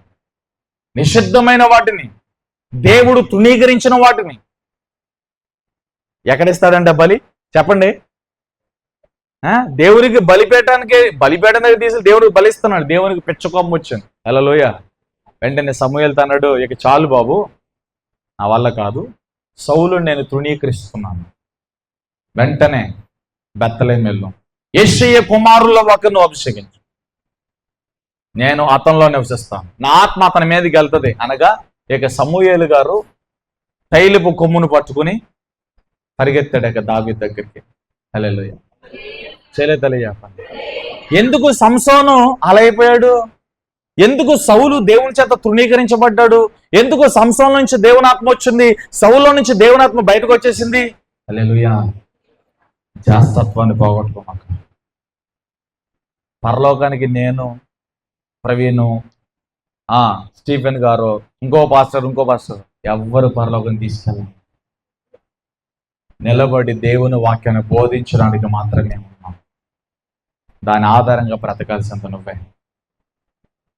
నీ దేహం ఆరిపోకుండా నువ్వే చూసుకోవాలి, నీ రక్షణ పోకుండా నువ్వే చూసుకోవాలి, నీ యథార్థత నువ్వే కాపాడుకోవాలి, నీ సాక్ష్యం నువ్వే కాపాడుకోవాలి. హల్లెలూయా. నీకు చెప్పబడే ప్రతి మాట సాక్ష్యానికి వస్తుంది. నాకు తెలియదు, నేను మర్చిపోయాను, నా వల్ల కాలేదు, కుదరదు, మాట్లాడిన ప్రతి మాట దేవుడి సాక్ష్యానికి తీసుకుంటాడు. అదవుతుందా? హల్లెలూయా. సంసోను అలా అయిపోయాడు, సౌలు గారు ఎలా అయిపోయాడు? ఎందుకు దేవుని చేత తృణీకరించబడ్డారంటే దేవుడు చెప్పింది చేయలేదు. హల్లెలూయా. ఎందుకు శ్రమలు వస్తున్నాయి, ఎందుకు కష్టాలు వస్తున్నాయి అంటే, దేవుని చిత్తము మేరకు వచ్చేవి కొన్ని అయితే, దేవుని మాట వినకుండా తెచ్చుకునే కొన్ని. దేవుడు చేయొద్దన్నది చేస్తే ఏమొస్తుంది? నష్టం వస్తుంది. దేవుడు వెళ్ళమన్న మార్గంలో వెళ్లకుండా నీకు నచ్చిన మార్గంలో వెళ్తే అక్కడ ఏముంటాయి? అపాయాలు ఉంటాయి, కీడులు ఉంటాయి. హల్లెలూయా. దేవుడు వెళ్ళొద్దు అన్నప్పుడు నువ్వు వెళ్ళకూడదు, దేవుడు చేయొద్దు అన్నప్పుడు నువ్వు చేయకూడదు, దేవుడు ఆగమన్నప్పుడు నువ్వు ఆగాలి, వెళ్ళమన్నప్పుడు వెళ్ళాలి. అప్పుడే నీకు క్షేమము. హల్లెలూయా. అంతేగాని నాకు అంతా తెలుసు, పాస్టర్ గారికి ఏం చెప్పవసరం, నేను ప్రార్థన చేయించుకోవసరం లేదు, నేను ప్రార్థన చేసుకున్నాను, నాకు అంతా తెలుసు, నేను ఓకే అని వెళ్ళిపోతాం. హల్లెలూయా. కొన్ని రోజులు గడుస్తాయి, కొన్ని నెలలు గడుస్తాయి, దోమను పడతావు, నడ్డిరిగిపోద్ది, అప్పుడు మరలా పాస్టర్ గారు గుర్తుకొస్తారు. హల్లెలూయా. రావాల్సిందే. హల్లెలూయా. దేవుని దగ్గరకు వస్తారు, అప్పుడు పాస్టర్ గారు వచ్చి ప్రార్థన చేయాలి. హల్లెలూయా. జాస్తత్వాన్ని పోగొట్టుకోవద్దు. ఇంకొక విషయం చెప్పనా? ఏలియా దగ్గర ఎలీషా వండర్ఫుల్ పరిచర్య. ఏలియా చేసిన పరిచర్యను మించిన పరిచర్య ఎలీషా. ఏలియా చేసిన అద్భుతాల కంటే మించిన అద్భుతాలు ఎలీషా చేశాడు. ఏలియా దగ్గర నేర్చుకున్న అనుభవం, ఏలియా దగ్గర ఉన్న శిష్యారికం అంతా కూడా ఎలీషా క్రియల్లో, భక్తిలో నిరూపణ చేశాడు. హల్లెలూయా. ఏలియా దగ్గర అంత అద్భుతమైన పరిచర్య చేసిన ఎలీషా దేవుని పరిచర్య ఇంకా ఏలియా మించిన అద్భుతమైన పరిచర్య, రెండంతల పరిచర్య. ఏలియా ఒకంత చేస్తే ఎలీషా రెండంతల పరిచర్య చేశాడు. ఈ గేహజీ అనేవాడు 300 పరిచర్య చేయాలి. ఇంకొక విషయం తెలుసా? ఎలీషా దగ్గర గేహజీ మాత్రమే కాదు, ఇంకా పరిచారకులు, శిష్యులు చాలా మంది ఉన్నారు.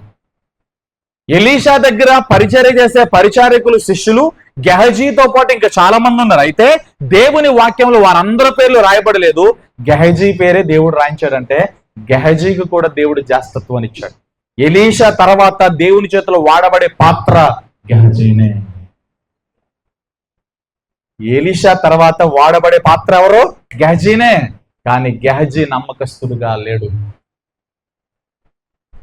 స్వస్థత పొందుకుని తెచ్చిన కానుకను రిజెక్ట్ చేస్తే, ఆ కానుక తీసుకుని, ఆ డబ్బును, ఆ శేనాల వస్త్రాలు తీసుకుని అరణ్యములో తన ప్రాంతానికి వెళ్ళిపోతుంటే నయమాను వెంట పడి అరణ్యములో పరుగులెత్తి అలసటతో పరిగెత్తాడు గెహజీ.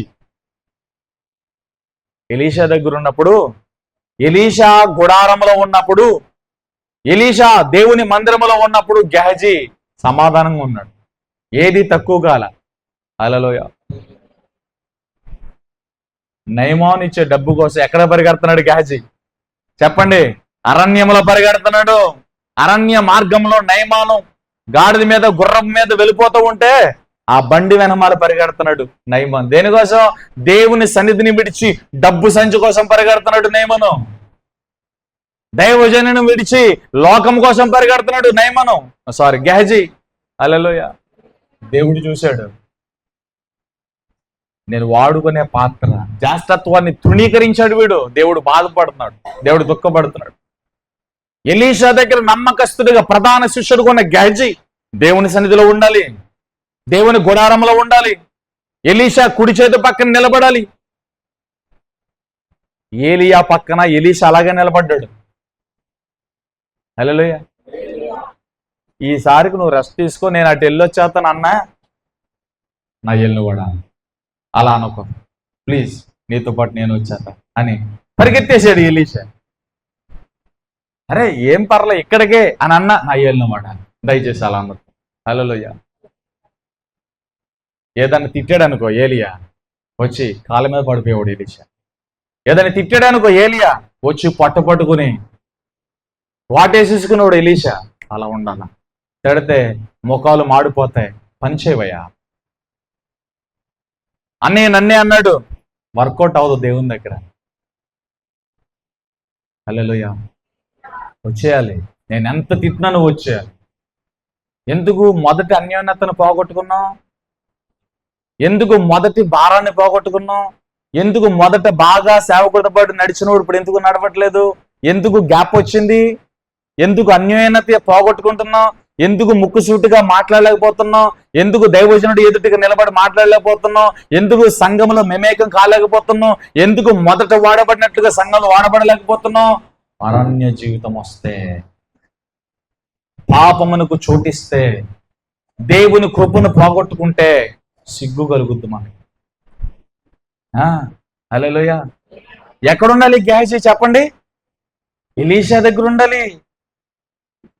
ఎలీషా చెప్పింది చేయాలి. ఎలీషా నిలబడిన చోట నిలబడాలి. కానీ గేహజీ ఏం చేశాడు?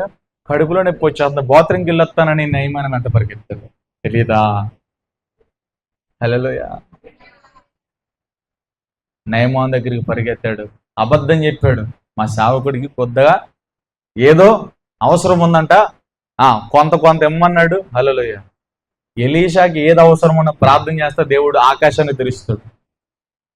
అదవుతుందా? ఎలీషాకి ఏది కావాలో దేవుడు ఇచ్చేస్తాడు. ఆకాశమును తెరిచి దేవుడు ఇచ్చేస్తాడు. అడిగిన దానికంటే, ఊహించిన దానికంటే, చెప్పండి మీకు తెలుసు, అత్యధికముగా. ఎలీషాకి దేవుడు ఏం తక్కువ చేయడు. ఎవరిని వాడుకున్నాడు? గేహజీ అనేవాడు ఎవరిని వాడుకున్నాడు? ఎలీషాను వాడుకున్నాడు. మా దైవజనుడు పొరపాటున వద్దన్నాడు, మరలా కావాలంట, ఏదో పని ఉందంటే, ఎవరికో కట్టాలంటే, ఏదో ఒక స్టోరీ చెప్పాడు. దైవజనుని వాడుకున్నాడు, ఎలీషాను వాడుకున్నాడు. ఎలీషా పేరు చెప్పి తెచ్చేసుకున్నాడు. తెచ్చున్నాడు. ఎక్కడికి తేవాలి? అయ్యా ఏదో పొరపాటు అయిపోయింది, తెచ్చేసాను, మనకు అవసరం ఉంది, అవసరం ఉంది, తెచ్చేసాను అన్నప్పుడు మందిరానికి తీసుకురావాలి. ఆ దోషము పోవునట్లుగా యాజకుడైన ఎలీషాతో ప్రార్థన చేయించుకోవాలి.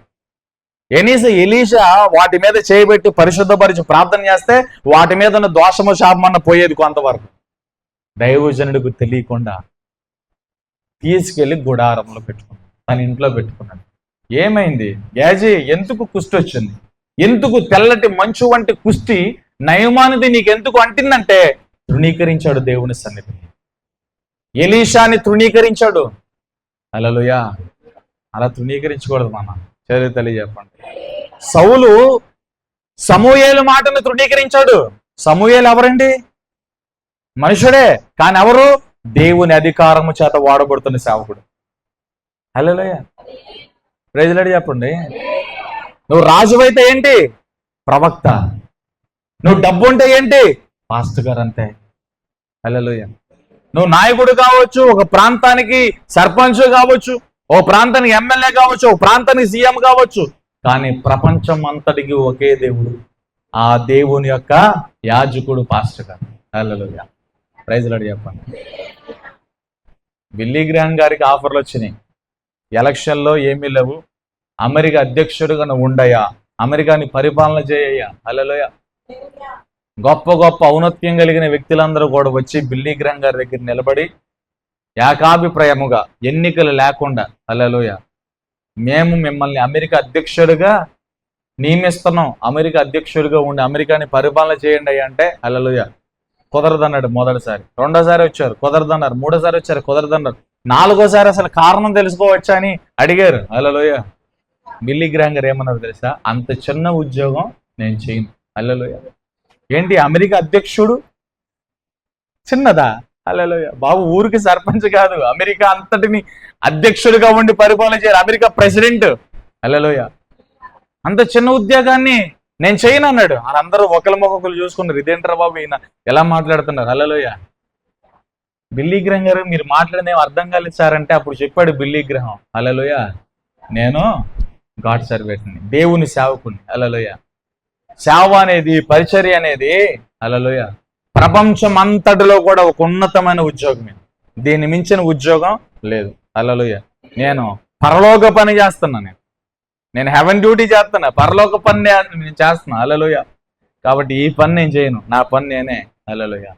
కేఏ పాల్ గారు ఇది తృణీకరించారు. ప్రపంచ 7 వింతల్లో ఒక వింత అయితే 8వ వింతగా పిలువబడే వ్యక్తి కేఏ పాల్. ఒక సభకి 25 లక్షల నుంచి 40 లక్షల మంది జనం వచ్చేవారు. ఒక సభలో ఆయన మీటింగ్ పెట్టి మాట్లాడితే ఎవరైనా స్పీకర్గా పిలిస్తే ఆయనకి 25 నుంచి 30 లక్షల రూపాయలు కానుకిచ్చేవాళ్ళు. బోయింగ్ విమానాలు ఉన్నాయి ఆయన మీద, ఎన్నో ట్రస్టులు ఉన్నాయి. దేశ ప్రధానులు, అమెరికా ప్రధానులు, దేశ ప్రధానులు, మంత్రులు, ముఖ్యమంత్రులు, ఎమ్మెల్యేలు ప్రతి ఒక్కడు కూడా వచ్చి కేఏ పాల్ ముందు చేతులు కట్టుకుని నిలబడేవాళ్ళు. ఆయన చెయ్యి తగిలితే చాలు అనుకునేవాళ్ళు, ఆయన చిన్న ప్రార్థన చేస్తే చాలు అనుకుని క్యూలు కట్టేవారు. అటువంటి కేఏ పాల్ ప్రపంచంలో 8వ వింతగా పిలువబడ్డాడు యేసునామంలో. ఆ రోజున సేవను తృణీకరించి దేవుని రాజ్యమును గురించి మాట్లాడడం మానేసి దేవుని సేవను విడిచిపెట్టి, హల్లెలూయా, ఈ లోక రాజకీయాల్లోకి వస్తే ఫూల్ అయిపోయాడు. ప్రపంచ వింతల్లో 8వ వింత కేఏ పాల్. ఇప్పటికైనా గూగుల్లో సెర్చ్ చేయండి, వస్తుంది మీకు. కేఏ పాల్ లైఫ్ స్టోరీ చూడండి, కన్నీళ్ళు వస్తాయి. అతను పడిన కష్టాలు, అతను చేసిన సేవ, ఒక్క సభలో అతను మాట్లాడితే ఇప్పటికి పాల్ యాండ్చో గారు కావచ్చు, బిల్లీ గ్రహం గారు కావచ్చు, ఎవరికి కూడా అంతమంది జనం రాలా. కేఏ పాల్ శాంతి దూతగా పిలువబడ్డాడు. అంత ఆధిక్యతను దేవుడిచ్చాడు. కేఏ పాల్ మీటింగ్ కు వచ్చిన జనులు ఇంకా ఏ మీటింగ్ లో ఉండరు. ప్రపంచంలో 8వ వింతగా పిలువబడ్డాడు కేఏ పాల్. హల్లెలూయా. తృణీకరించాడు దేవుణ్ణి కేఏ పాల్. దేవుని సేవను తృణీకరించారు ఆయన. యేసు ప్రభు నామమును గురించి మాట్లాడడం మానేశారు ఆయన. యేసు ప్రభు నామమును గురించి అనేక ప్రజల మధ్య, దేశాల మధ్య, భాషల మధ్య మాట్లాడాల్సిన ఆయన యేసు ప్రభు నామమును తృణీకరించారు ఇండైరెక్ట్ గా. యేసు ప్రభు నామాన్ని ప్రకటించడం మానేశాడు ఆయన. హల్లెలూయా. ఏమైపోయాడు? ఎందుకు అలా అయిపోయాడు? ఎందుకు కేఏ పాల్ గారు వీడియోలు చూసి చాలా మంది ఎంటర్టైన్మెంట్ ప్రోగ్రాంలకు ఫీల్ అవుతున్నారు? ఎందుకు ఆయన చూసి అందరూ ఎందుకు అలా నవ్వుతున్నారు? అతడు దేవుని మీద ఆధారపడి ఉంటే, దేవుని తృణీకరించకుండా ఉంటే, దేవునికి నమ్మకమైన సేవకుడుగా ఉంటే కేఏ పాల్ గారు ఒక ఆశీర్వాదకరమైన పాత్రగా జనులకు ఉండేవాడు. కానీ కేఏ పాల్ గారు ఎప్పుడైతే దేవుణ్ణి తృణీకరించాడో, ఏశావు జాస్తత్వాన్ని తృణీకరించినట్లుగా, ఏశావు జాస్తత్వ హక్కును తృణీకరించి ఒక పూట కూటి కోసం చచ్చిపోతానన్న ఆలోచన వచ్చినట్లుగా, హల్లెలూయా, కేఏ పాల్ గారు కూడా అంతే.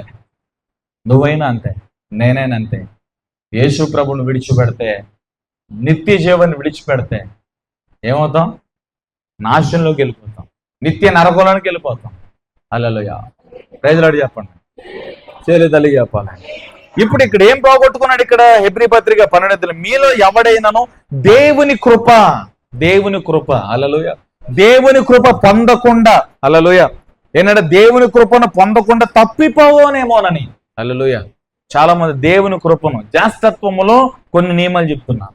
దేవుని కృప అనేది జాస్తత్వము. హల్లెలూయా. దేవుడు మన మీద కృప ఉంచాడు, ఆ కృపను మనం పోగొట్టుకోకూడదు. చెప్పండి హల్లెలూయా. దేవుని కృపను మనం ఏం చేయాలా? పోగొట్టుకోవాలా, దాచుకోవాలా? దేవుని కృపను దాచుకోవాలి. ఆమేన్. దేవుని కృపను పోగొట్టుకుంటే ఏమైపోతావు నువ్వు? దేవుని కృప లేకుండా ఏం చేయగలుగుతాం? దేవుడు మనతో మాట్లాడకపోతే మనకేం తెలుస్తుంది? దేవుడు త్రోవ చూపకపోతే ఎటు నడుస్తాం? ఒక గుడ్డోడు మరొక గుడ్డోడికి త్రావాలా చూపుతాడు. ఈ లోకల్ మనుషులు నమ్ముకుంటే ఈ లోకల్ మనుషులందరూ గుడ్డోళ్ళే. వాళ్ళ జీవితంలోనే వాళ్ళకి చాలా సమస్యలు ఉంటాయి, వాళ్ళ జీవితంలోనే వాళ్ళకి చాలా కష్టాలు ఉంటాయి. ఇన్ని కష్టాలు ఇన్ని శ్రమలు ఉన్న మరొక మనుషుని మీద బ్రదర్ ఏం చేస్తే బాగుంటుందంట, వాడికే ఇంకా నీకేం చెప్తాడు. సిస్టర్ ఈ వ్యాపారం చేద్దాం అనుకుంటున్నా, ఈ పని చేద్దాం అనుకుంటున్నాను, ప్రార్థన చేసి వాళ్ళకే తెలియదు, ఇంకా నీకేం చెప్తారు. హల్లెలూయా. చదువు చెప్పండి. వాళ్ళకే చెప్పండి, వాళ్ళకే కష్టంగా ఉంటుంది, వాళ్ళకే బాధగా ఉంటుంది, ఇంకా నీకేం చెప్తారు వాళ్ళు. హల్లెలూయా చెప్పండి.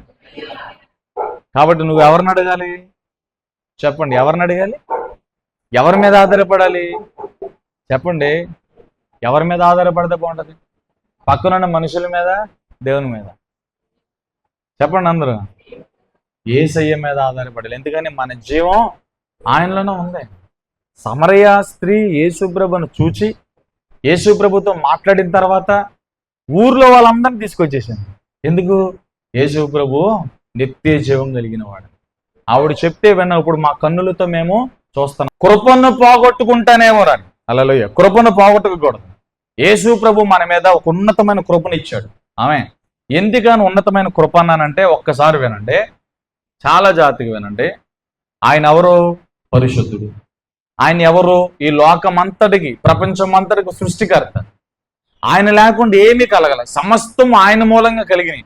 అలాంటి దేవునికి కుమారుడిగా మనం ఊహించుకుంటాక అసలు మనకు అంత సీన్ ఉందా? అంత అర్హులమా మనం? అంత యోగ్యులమా? అలాంటి దేవుడు మీరు నా కుమారులు అన్నాడు అంటే ఎంత కృప ఇచ్చాడు చూడండి దేవుడు, ఎంత యోగ్యత ఇచ్చాడు దేవుడు. మీరు నా స్నేహితులు అన్నారు దేవుడు. హల్లెలూయా.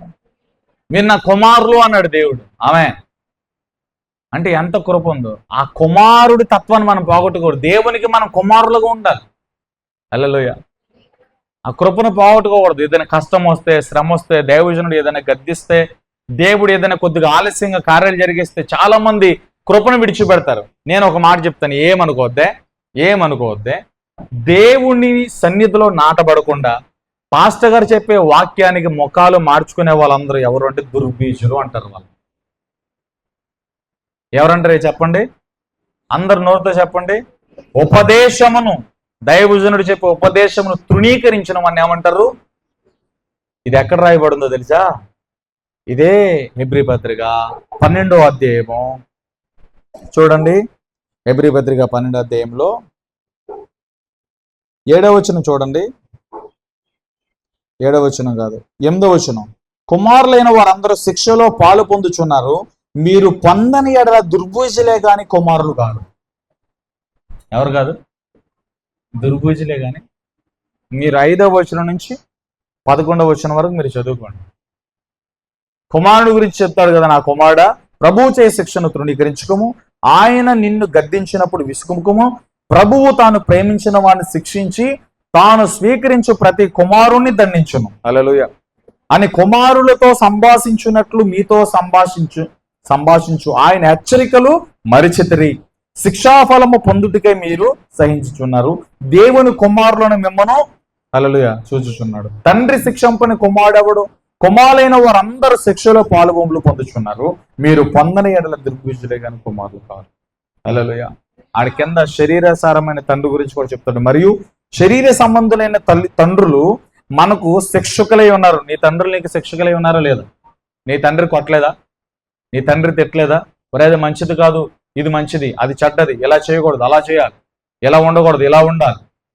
మంచి చెడులు చెప్పారా నీ తల్లిదండ్రులు? చెప్పండి, నోరు తెరిచి మాట్లాడండి. భయము భక్తిని పెంచారా?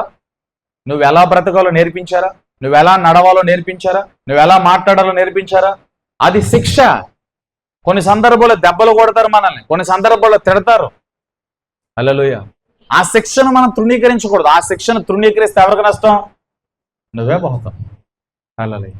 దేవుడు కూడా ఏదంటాడు ఇక్కడ, ఏమంటాడు చూడండి, దుర్బీజులే గాని కుమారు. మరియు శరీర సంబంధులైన తండ్రులు మనకు శిక్షకులై ఉన్నారు, వారి యందు భయభక్తులు కలిగి ఉంటుమే. అట్లయితే ఆత్మలకు తండ్రి అయిన వానికి మరి ఎక్కువగా లోబడి బద్దులై ఉన్నవాళ్ళం కదా. హల్లెలూయా. ఆత్మకు తండ్రి అయిన దేవునికి మరీ ఎక్కువగా లోబడాలి కదా. ఆ మిగతా మాటలు ఇంటికి వెళ్ళి చదువుకోండి. ప్రైజ్లు లార్డ్ చెప్పండి. దేవుని కృపను తృణీకరించొద్దండి. దేవుని కృపను తృణీకరిస్తే, యేసు ప్రభును తృణీకరిస్తే, నిత్య జీవన తృణీకరిస్తే చాలా ప్రమాదం. ఆమేన్. హల్లెలూయా. చెల్లెద్దలే చెప్పండి.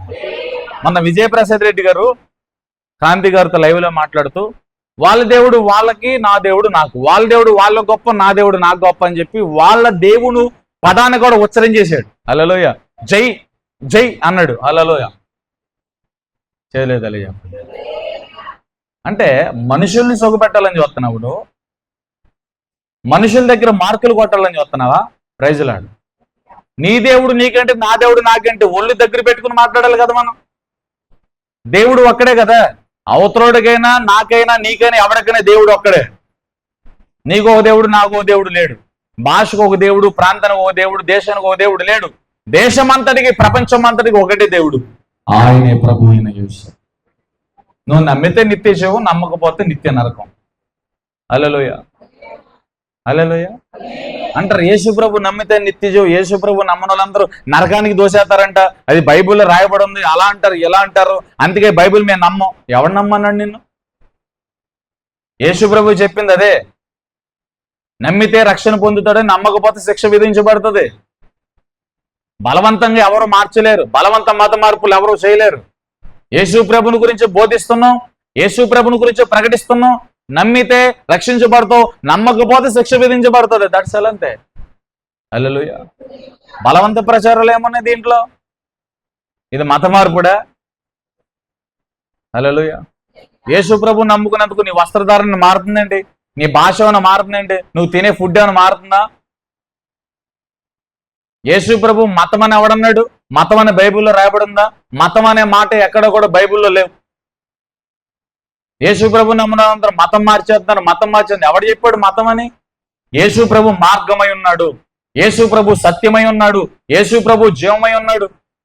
నీకు ఒక దేవుడు, నాకు ఒక దేవుడు. విజయప్రసాద్ రెడ్డి గారికి ఏం తెలియట్లేదు. హల్లెలూయా. ప్రైజ్ లార్డ్ చెప్పండి. ఆయనకు సపోర్ట్ చేసే వాళ్ళకి, ఇప్పుడు ఒకడు గుడ్డోడైతే ఆయన ఫాలో అయ్యే వాళ్ళందరూ కూడా అదే గుడ్డోళ్ళు. యేసు ప్రభు గురించి మాట్లాడేటప్పుడు చాలా జాగ్రత్తగా మాట్లాడాలి.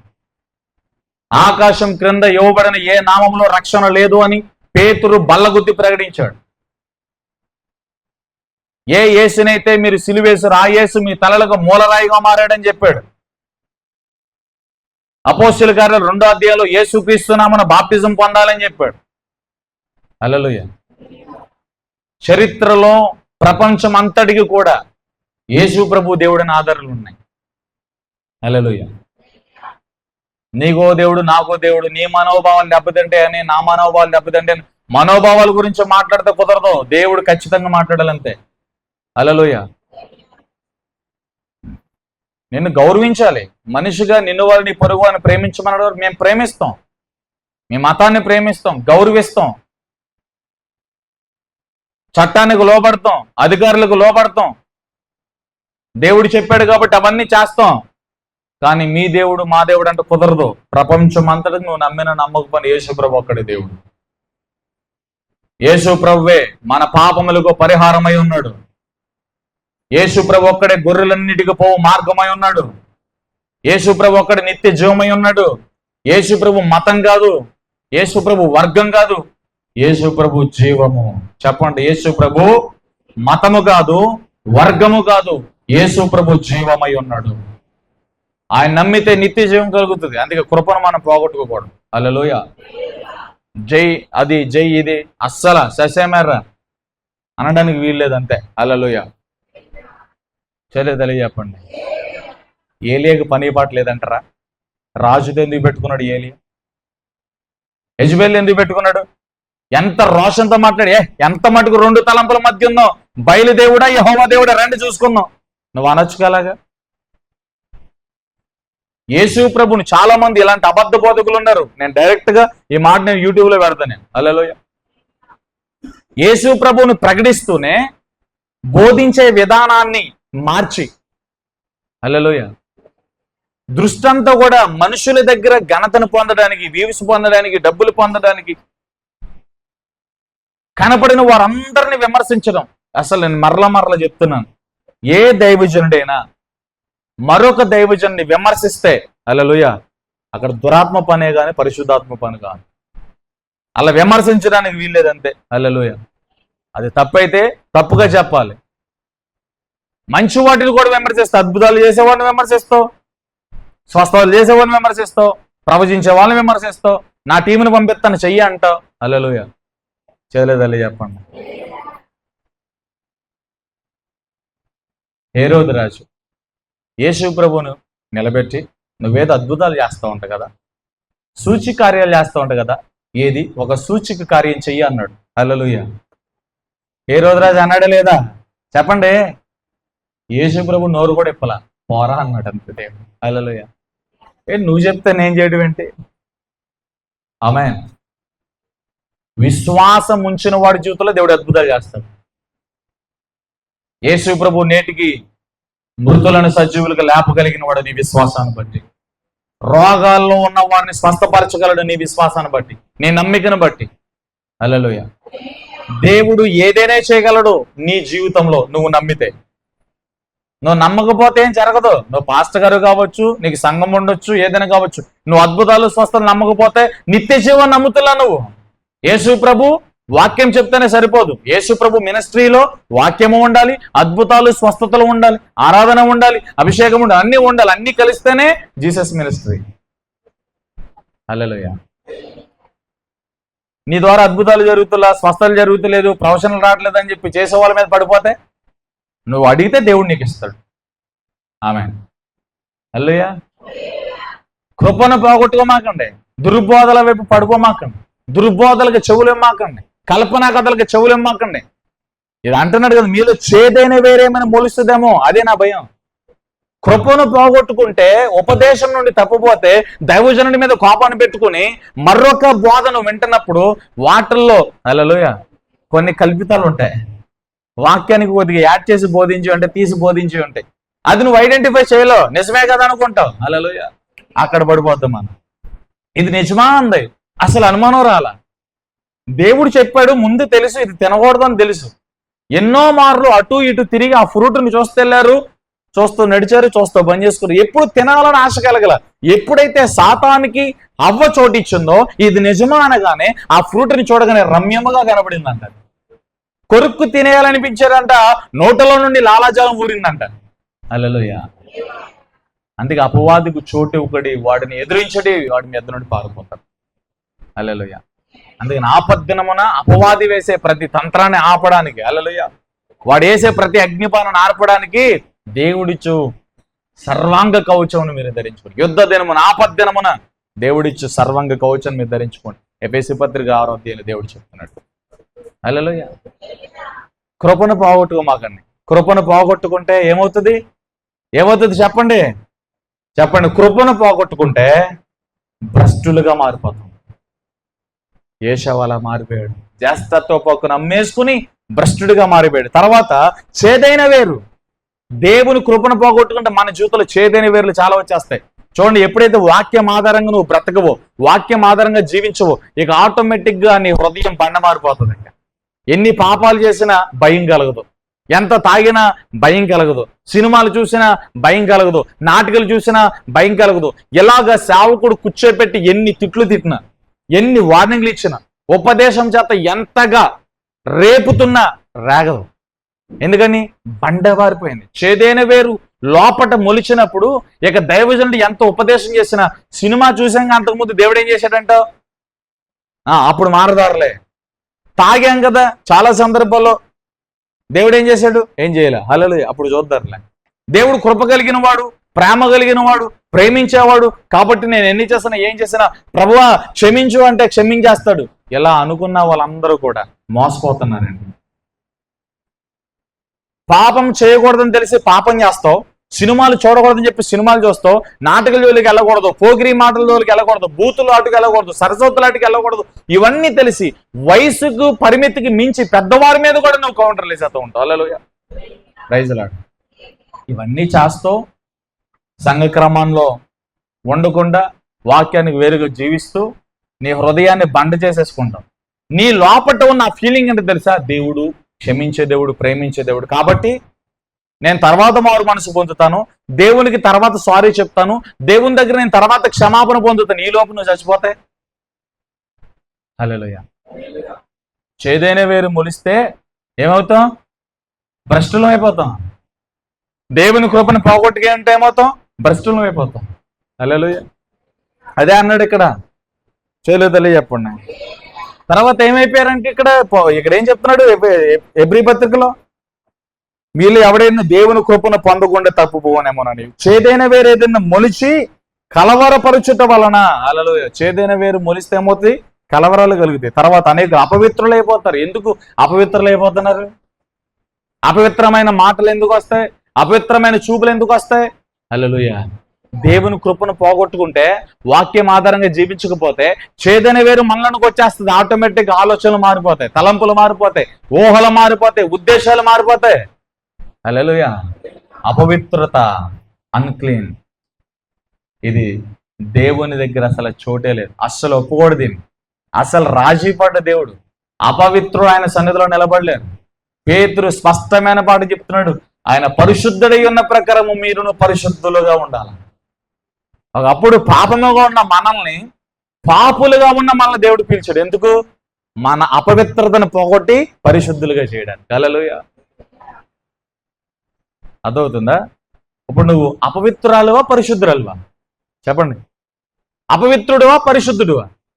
ఒకప్పుడు అపవిత్రుని యేసుక్రీస్తు రక్తమును బట్టి, ఆయన రక్తంతో నన్ను కడిగాడు కాబట్టి నేను ఇప్పుడు పరిశుద్ధురాలని, పరిశుద్ధుడను. ఈ పరిశుద్ధతను అంతం వరకు కాపాడుకోవాలి. 1, 2, 3 సంవత్సరాలు కాదు. బాప్టిజం పొందితే అయిపోలేదు. ఈ పరిశుద్ధతను అంతం వరకు కాపాడుకోవాలి. అంతం వరకు కాపాడుకున్నవాడే, అంతం వరకు సహించినవాడు, అంతవరకు ఓర్చుకున్నవాడే రక్షించబడతాడు.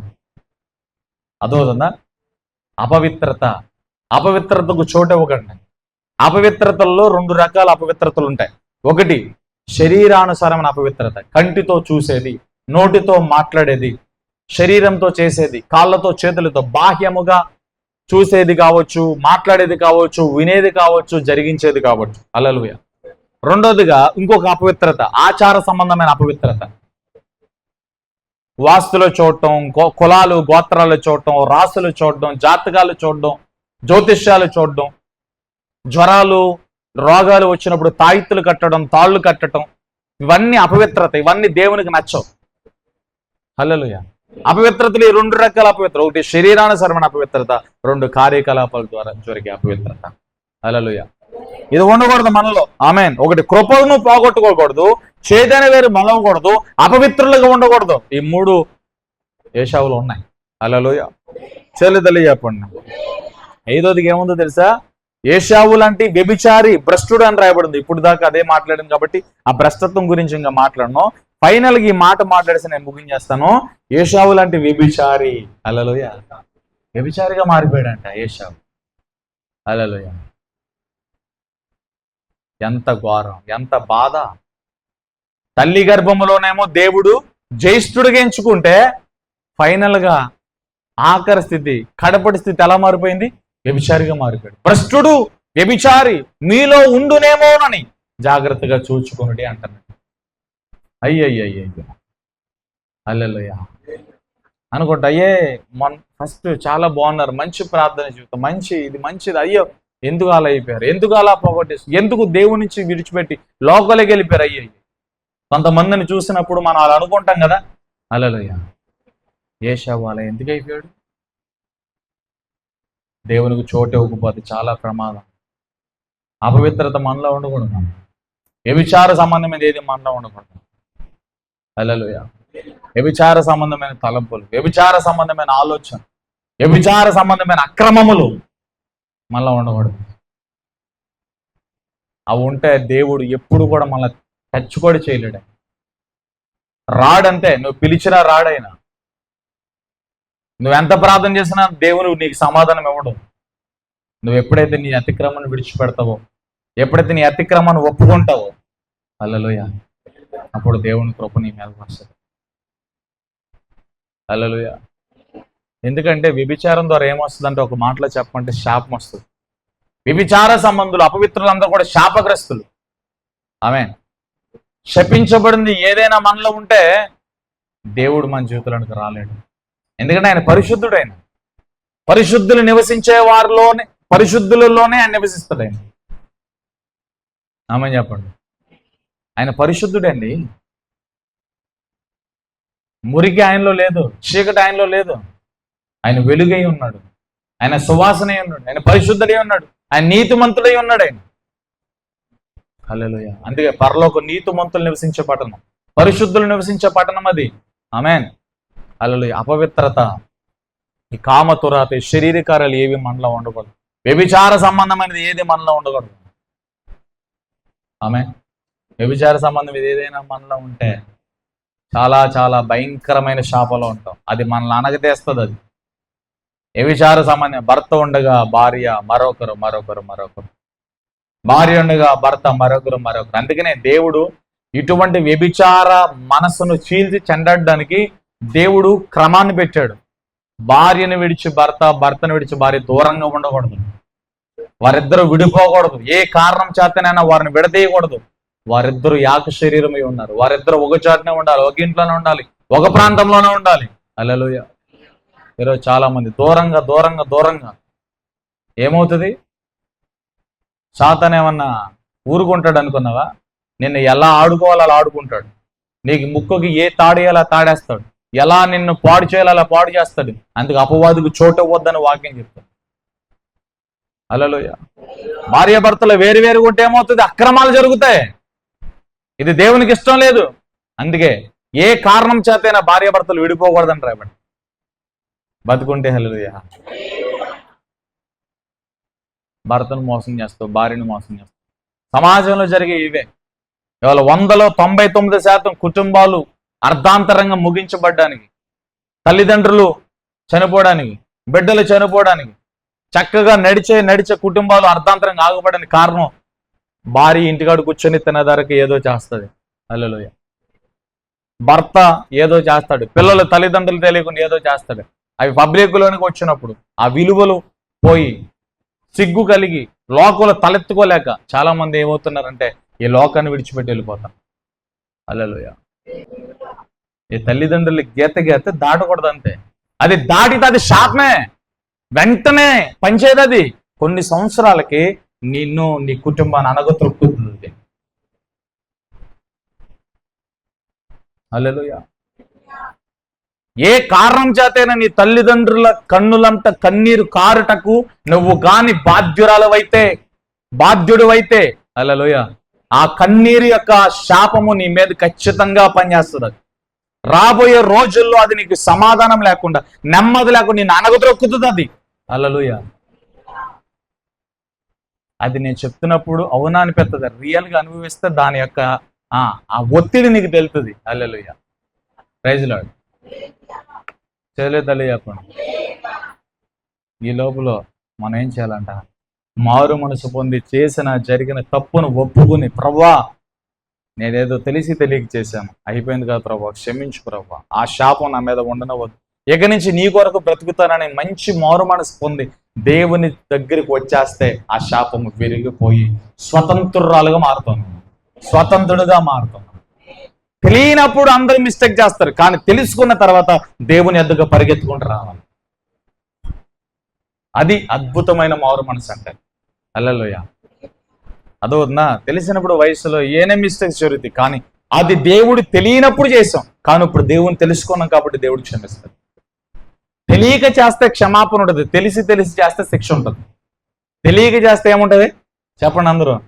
తెలియక చేస్తే క్షమిస్తాడు, తెలిసి చేస్తే చెప్పాలి, తెలిసి చేస్తే సినిమా కూడదని తెలుసుగా, చూడకూడదని సినిమాలు చూస్తున్నావుగా, ఏముంది చెప్పండి?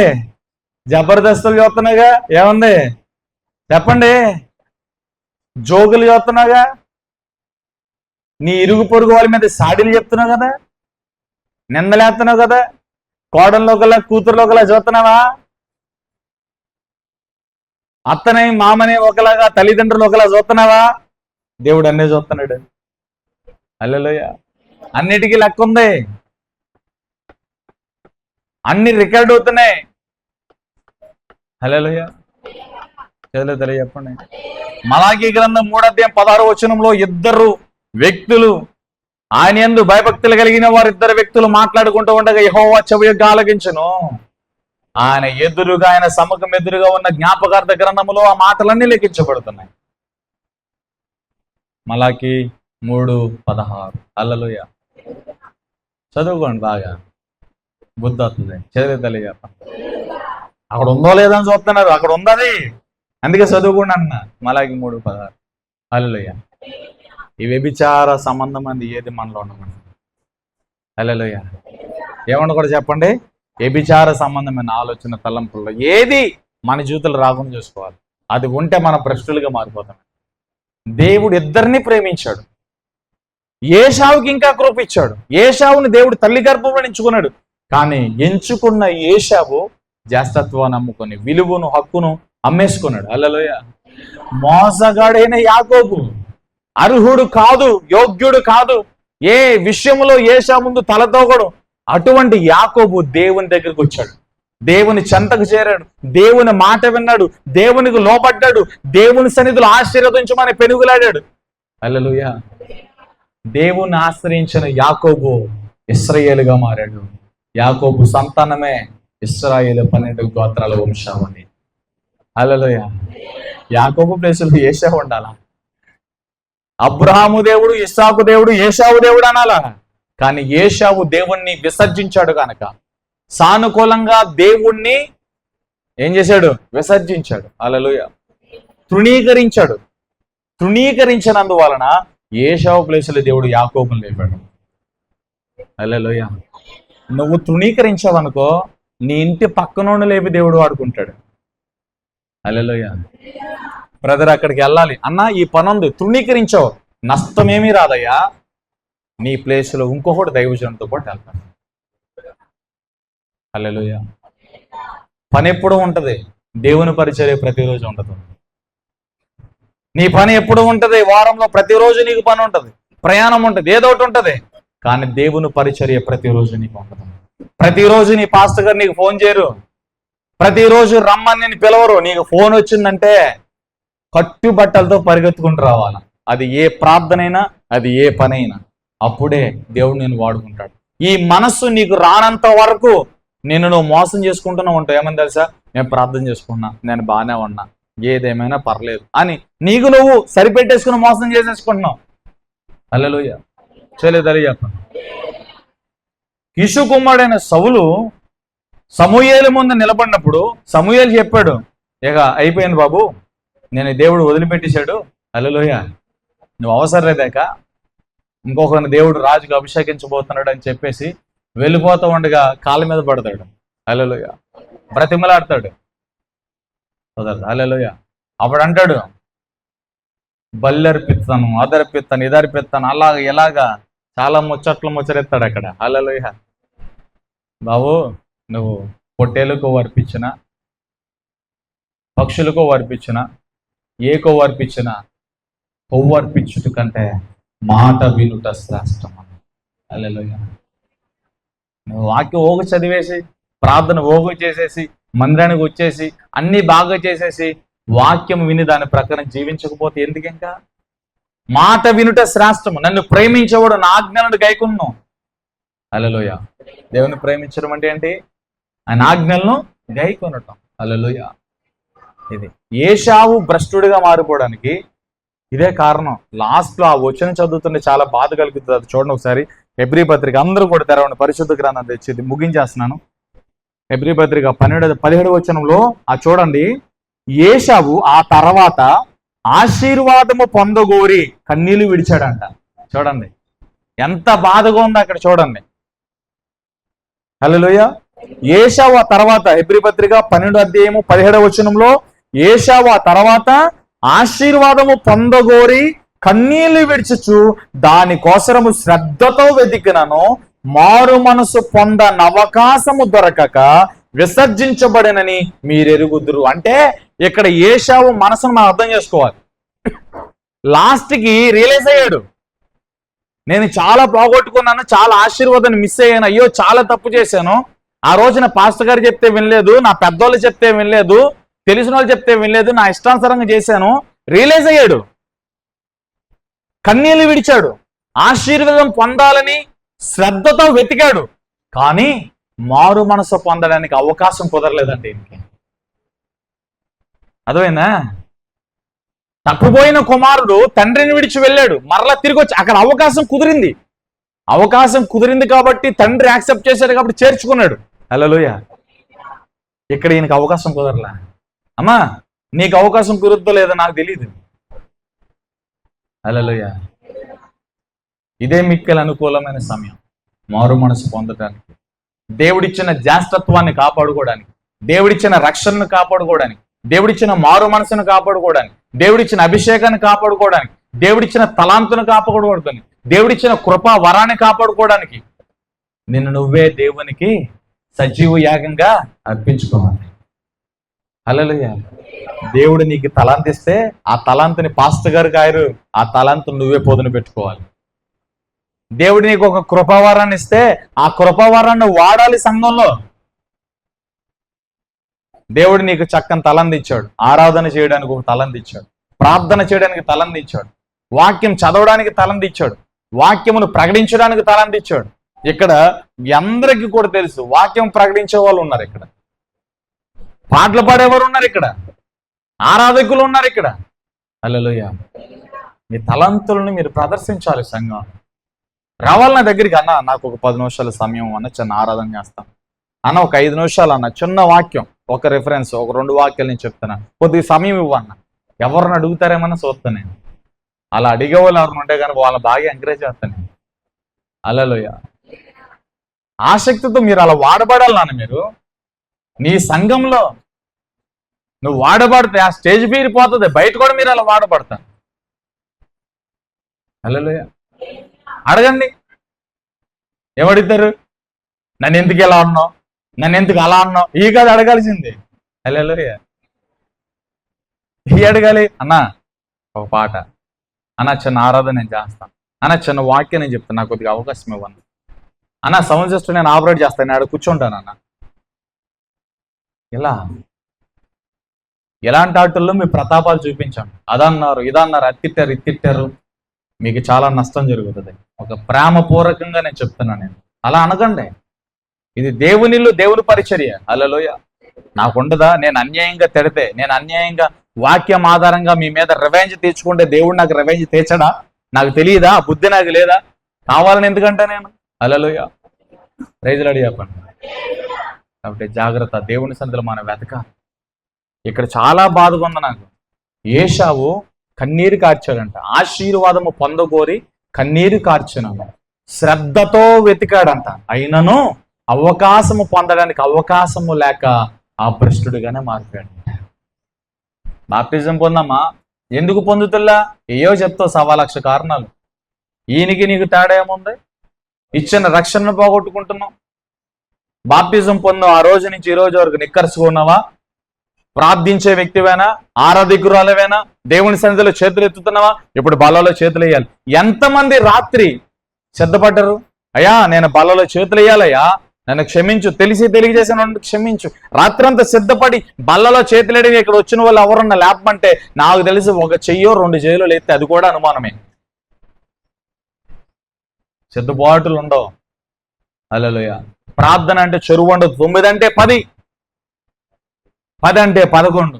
వెళ్ళేటప్పుడు మాత్రం ఇక్కడ ప్రార్థన చేయించుకుంటారు. ఏర్ర మనోళ్ళని చూసారు కొంతమంది ఉండరు. నేను అడుగుతా, మేరీ పలానా వాళ్ళు వెళ్ళిపోయారా అని చెప్పు. హల్లెలూయా. వచ్చేటప్పుడేమో ఆతృత ఉన్నదా, వెళ్దారులే అని చెప్పి తావేలు స్లోగా. హల్లెలూయా. వెళ్ళేటప్పుడేమో కుందేలు ఆగా వేగాల మీద వెళ్ళిపోవాలా. హల్లెలూయా. ప్రైజ్ లార్డ్ చెప్పండి. అది కాదు. ఇది నీ ఇల్లు, ఇది నీ సంఘము, నీ దైవజనుడు, నీ బాధ్యత. ఇక్కడ నువ్వు వాడబడాలి, ఇక్కడ మైగిచ్చుకుని మాట్లాడాలి, ఇక్కడ నువ్వు పాటలు పాడాలి, ఇక్కడ నువ్వు పత్రం చేయాలి, ఇక్కడ దేవుని మహిమను నువ్వు చూడాలి, ఇక్కడ నువ్వు వాడబడాలి. ఇది మర్చిపోకండి. పరిచర్య నీ పనే, నువ్వు వాడబడాలి. ఇక్కడ ఏమైనా సరే నువ్వు నిలబడాలి, బాధ్యత కలిగిన వ్యక్తిగా ఉండాలి. ఇలాంటి దాంట్లో నువ్వు నమ్మకం ఉంటే దేవుడు అప్పుడు తీసుకెళ్ళి ఒక గుంపుని నీకు ఇస్తాడు. ఒక మైక్ని ఇస్తాడు, ఈ మందన ఖాయమని దేవునికి బాధ్యత ఇస్తాడు. అసలు ఇది జరగకుండా నీకు గుంపును దేవుడు ఇవ్వడు, మైక్ ఇవ్వడు, మందని ఇవ్వడు. నువ్వు ఇలాంటి పరిచర్యలో నమ్మకస్తురాలు అయితే నీ జాబ్ రిజైన్ చేసి అక్కడికి వెళ్ళమంటాడు దేవుడు. ఆ పని విడిచిపెట్టి అడిగెళ్ళు, ఆ ప్రజల్ని, ఆ గొర్రెలను మేపు, నీకు అధికారం ఇస్తాడు దేవుడు. ఆ గొర్రెలన్నీ నీ దగ్గరకు వస్తాయి, వాటికి నువ్వు గడ్డేసి నీరు పెట్టాలి. హల్లెలూయా. అదవుతుందా? ఇంట్లో ఉంటావు, నేను పిలుస్తాడు దేవుడు, ఆ గుంటగాడికి తీసుకెళ్తాడు. ఆ గుంటలో ఉన్న చేపలకు మేత ఏమంటాడు, ఆ గుంటలో ఉన్న చేపలకు ఏమంటాడు? చేపలు ఆత్మలకు సాదృశ్యం, గొర్రెలు దేవుని ఆత్మలకు సాదృశ్యం. వాటికి నాయకుడిగా నిన్ను నిలబెడతాడు. హల్లెలూయా. దేవునితో ఆడమాకండి, దేవుని కృపను పోగొట్టుకోకండి. చాలా బాధ. దేవుని ఆశీర్వాదం పొందగోరి కన్నీళ్లు విడిచుచు శ్రద్ధతో వెతికినను సమయము చాలక మారు మనసు పొందలేకపోయాడంట యేషావు. చాలా మందికి హాస్పిటల్ బెడ్ ఎక్కిన తర్వాత అందరికి కన్నీళ్ళు వస్తాయి. అప్పుడు దాకా అప్పుడు ఏంటో హీరోయిజం చూపిస్తారు, కాలర్ లెగలేస్తారు. వాళ్ళు హాస్పిటల్ బెడ్ ఎక్కిన తర్వాత ముక్కులో పైపేస్తారు, ఇకేం ఉండదు. అప్పుడు గుర్తుకొస్తారు దేవుడు, అన్ని అప్పుడు ఒప్పుకుంటారు. హల్లెలూయా. దేవుడు కృపిస్తే ఆ ఫైనల్ స్టేజ్ లో రక్షణ పొందడానికి అవకాశం ఉంటుంది. ఆ కృప లేకుంటే నరకానికి వెళ్ళిపోతారు. హల్లెలూయా. తెలిసి అలా చేయకండి. ఎంతకాలం బ్రతుకుతామో తెలియదు. వెళ్ళేవారు, నడిచేవారు, పడుకున్న వాళ్ళు అలా వెళ్ళిపోతున్నాయి అంట. హల్లెలూయా. ఆత్మ అలా వెళ్ళిపోతుంది. దయచేసిన దేవుని వద్దకు మన ఆత్మ అలా వెళ్ళిపోతుంది. ఈ లోకంలో సంపాదించనివి, సాధించనివి, కట్టుకున్నవి, కొనుక్కున్నవి అన్నీ వదిలే. నువ్వు దేవుని సొత్తు ఉన్నావు. నీ ఆత్మ లోపట దేవుడిచ్చింది. ఈ లోపట ఉన్న ఈ ఆత్మ చాలా విలువైనది. దీనికి ఆస్తిపాస్తులతో పని లేదు, అందచందాలతో పని లేదు, చదువుతో పని లేదు. ఈ ఆత్మ దేవుని వద్దకు వెళ్ళిపోతుంది. నువ్వు జీవించిన విధానమును బట్టి తీర్పులోనికి వెళ్తుంది. హల్లెలూయా. అదవుతుందా? అందుకే ఏమి తినాలి, ఏమి తాగాలి, రేపేంటి, ఎల్లుండేంటి, భవిష్యత్తును గురించిన చింత ఇలాంటివి పెట్టుకోవద్దు. ఏది నీది కాదు, ఏది సంపాదించి నీది కాదు. హల్లెలూయా. ఈ లోకంలో నువ్వు బ్రతికొండగా పేదల ఎడల కనికరం చూపండి, దేవుని భాగం ఎడల బాధ్యతగా ఉండండి. మీరు ఇక్కడ దేవునికి ఖర్చు పెట్టేవి, పేదలకు ఖర్చు పెట్టేవన్నీ కూడా నువ్వు అక్కడ పోగేసుకుంటాం. పిసనారు వల్లాగా ఉంటే ఎవరో ఏమి చేయలేరు. హల్లెలూయా. నీ ధనము అక్కడ చెమ్మట పట్టదు, తుప్పట్టదు, దొంగల చేత దోషపడదు. హల్లెలూయా. కాబట్టి అక్కడ ఈ లోకంలో అన్ని సంపాదించుకొని చాలా మంది ఈ లోకంలో ధనవంతులుగా ఉంటారు, పరలోకంలో నిరుపేదలుగా ఉంటారు. నిజమైన ఆత్మీయులు ఈ లోకంలో ఏమి సంపాదించరు, పరలోకంలో ధనవంతులుగా ఉంటారు. హల్లెలూయా. కాబట్టి ఈ లోక ధనవంతులుగా వద్దు, పరలోక ధనవంతులుగా ఉండు. ఎందుకని ఈ లోక ధనవంతులుగా వద్దనంటే ఈ లోకం అశాశ్వతం. ఈ లోకం ఇంకా కొంతకాలం ఉంటది. అది ఉన్నంతకాలం మనం ఉండం. ఈ లోకం కొంతకాలం ఉంటది, కొంతకాలం, చాలా తక్కువ సమయం ఉంటది. ఎక్కువ సమయం కూడా ఉండదు, అంత ఎక్స్పెక్ట్ చేయొద్దు. హల్లెలూయా. చాలా తక్కువ సమయం ఉంటది. ఆ తక్కువ సమయం వరకు మనం ఉండం, ఈలోపే మన యాత్రలు ముగించబడతాయి. కాబట్టి ఇది అశాశ్వతం, అది శాశ్వతం. హల్లెలూయా. ఏదైనా ఒక ఇంట్లోకి వెళ్తే ఆ సీలింగ్లు చూసి, ఆ లైటింగ్ చూసి, ఆ ఫర్నిచర్ చూసి, అది చూసి వా వా వా వా వా హల్లెలూయా. మనుషుల కట్టడాలకే, మనుషుల చేత నిర్మించమని వాటికే వా వా వా హల్లెలూయా. దేవుని చేత నిర్మించబడిన పట్టణం అది. హల్లెలూయా. ముత్యముల చేత, పగడముల చేత, రత్న రాళ్ళ చేత చేయబడిన పట్టణం అది. బంగారుపు వీధులు ఉన్నాయి అక్కడ, బంగారుపు గృహాలు ఉన్నాయి అక్కడ. హల్లెలూయా. అక్కడికి వెళితే ఎవడో మరలా రావాలని కోరుకోడు. ఒకసారి పరలోకానికి వెళ్తే ఎవడో రావాలని కోరుకోడు. ఇంకో మాట చెప్తా, ప్రార్థన చేసేవాడు పరిశుద్ధాత్మ దేవునితో కలిసి ఆయన ఆత్మతో ఏకమయ్యి ప్రార్థన చేసే అనుభవం ఉన్నవాడు ఎవడైనా సరే ప్రార్థన చేయకుండా ఉండలేడు. ప్రార్థన చేస్తున్నప్పుడు పరిశుద్ధాత్మ దేవుడు తన ఆత్మను హల్లెలూయా కొన్ని ప్రాంతాలకు తీసుకెళ్తాడు, కొన్ని విషయాలు ఆయన బోధిస్తాడు. తన శరీరం అంతటిని, తన ప్రాణం, ఆత్మను పరిశుద్ధాత్మ దేవుడు కంట్రోల్ చేస్తాడు, లీడ్ చేస్తూ తన ఆత్మ మాత్రము సంచారం జరిగిస్తూ ఉంటది. ఆయన కొన్ని ప్రాంతాలకు తీసుకెళ్తాడు, కొన్ని దృశ్యాలు చూపిస్తాడు. హల్లెలూయా. ఆ అనుభవం కలిగినాడు ఎవడైనా సరే ఏం చేస్తాడు తెలుసా? ప్రార్థన చేయకుండా ఉండలేడని. 2 హోటళ్ళు ఉన్నాయి. ఒక హోటల్లో తిన్నాం, ఒక రోజున ఒక హోటల్లో తిన్నాం, మరొక రోజు మరొక హోటల్లో తిన్నాం. హల్లెలూయా. ఈ 2 హోటల్లో టేస్ట్ నీకు తెలుసు, ఎందుకంటే అక్కడే తిన్నా ఇక్కడే తిన్నాం. మూడోసారి వెళ్ళినప్పుడు ఎక్కడికి వెళ్తావు? ఎక్కడ బాగుందో. ఈ బాగోలేని చోటగా అస్సలు ఎట్టి పరిస్థితులు వెళ్ళవు. వాడు ఎలాంటి ఆఫర్ పెట్టినా వెళ్ళవు, ఎందుకంటే అక్కడ ఫుడ్ పోవాలా. హల్లెలూయా. బాగున్న ఫుడ్ కాడికి వెళ్తావు, నువ్వు బాగున్న హోటల్ కాడికి వెళ్తావు. హల్లెలూయా. మీరు ఎందుకు ప్రార్థన చేయట్లేదంటే ఆత్మ నడిపింపులోనికి ఇంకెళ్ళ. మీరు పరిశుద్ధాత్మ దేవునితో ఏకమై మీరు ప్రార్థన చేస్తుంటే అసలు ప్రార్థన చేయండి నేను ఇక్కడ మరగోసర్లా, ఇంతసేపు చెప్పోసర్లా. హల్లెలూయా. ఎప్పుడు ఇంటికి వెళ్ళిపోవాలా, ఎప్పుడు దేవుని సన్నిధిలో పడిపోవాలా, ఎప్పుడు ప్రార్థన చేయాలా అనిపిస్తుంది. అంత సుఖము, అంత సమాధానం, అంత శ్రేష్టము ప్రార్థనలో ఉంటది. హల్లెలూయా. అర్థమైందా? తెలియజెప్పండి. చిన్న చిన్న పిల్లలకి నాలుగుల మీద తేనె రాస్తే తెగసప్పలు ఇచ్చేస్తారు, కాకరికాయ జ్యూస్ రాస్తే ఊసేస్తారు. కాకరికాయ రసం తీసుకెళ్ళి నాలుగు మీద పెడితే ఎలా ఉంటది? తుఫాను ఊసేస్తారు. తేనె అయితే హల్లెలూయా, దేవుని సన్నిధి అలాంటి తేనె లాంటిది అనమాట. అంత తీయగా ఉంటది. Praise Lord. ప్రార్థన చేయమని నేను చెప్పవసరలా, వాక్యం చదవండి నేను చెప్పవసరలా.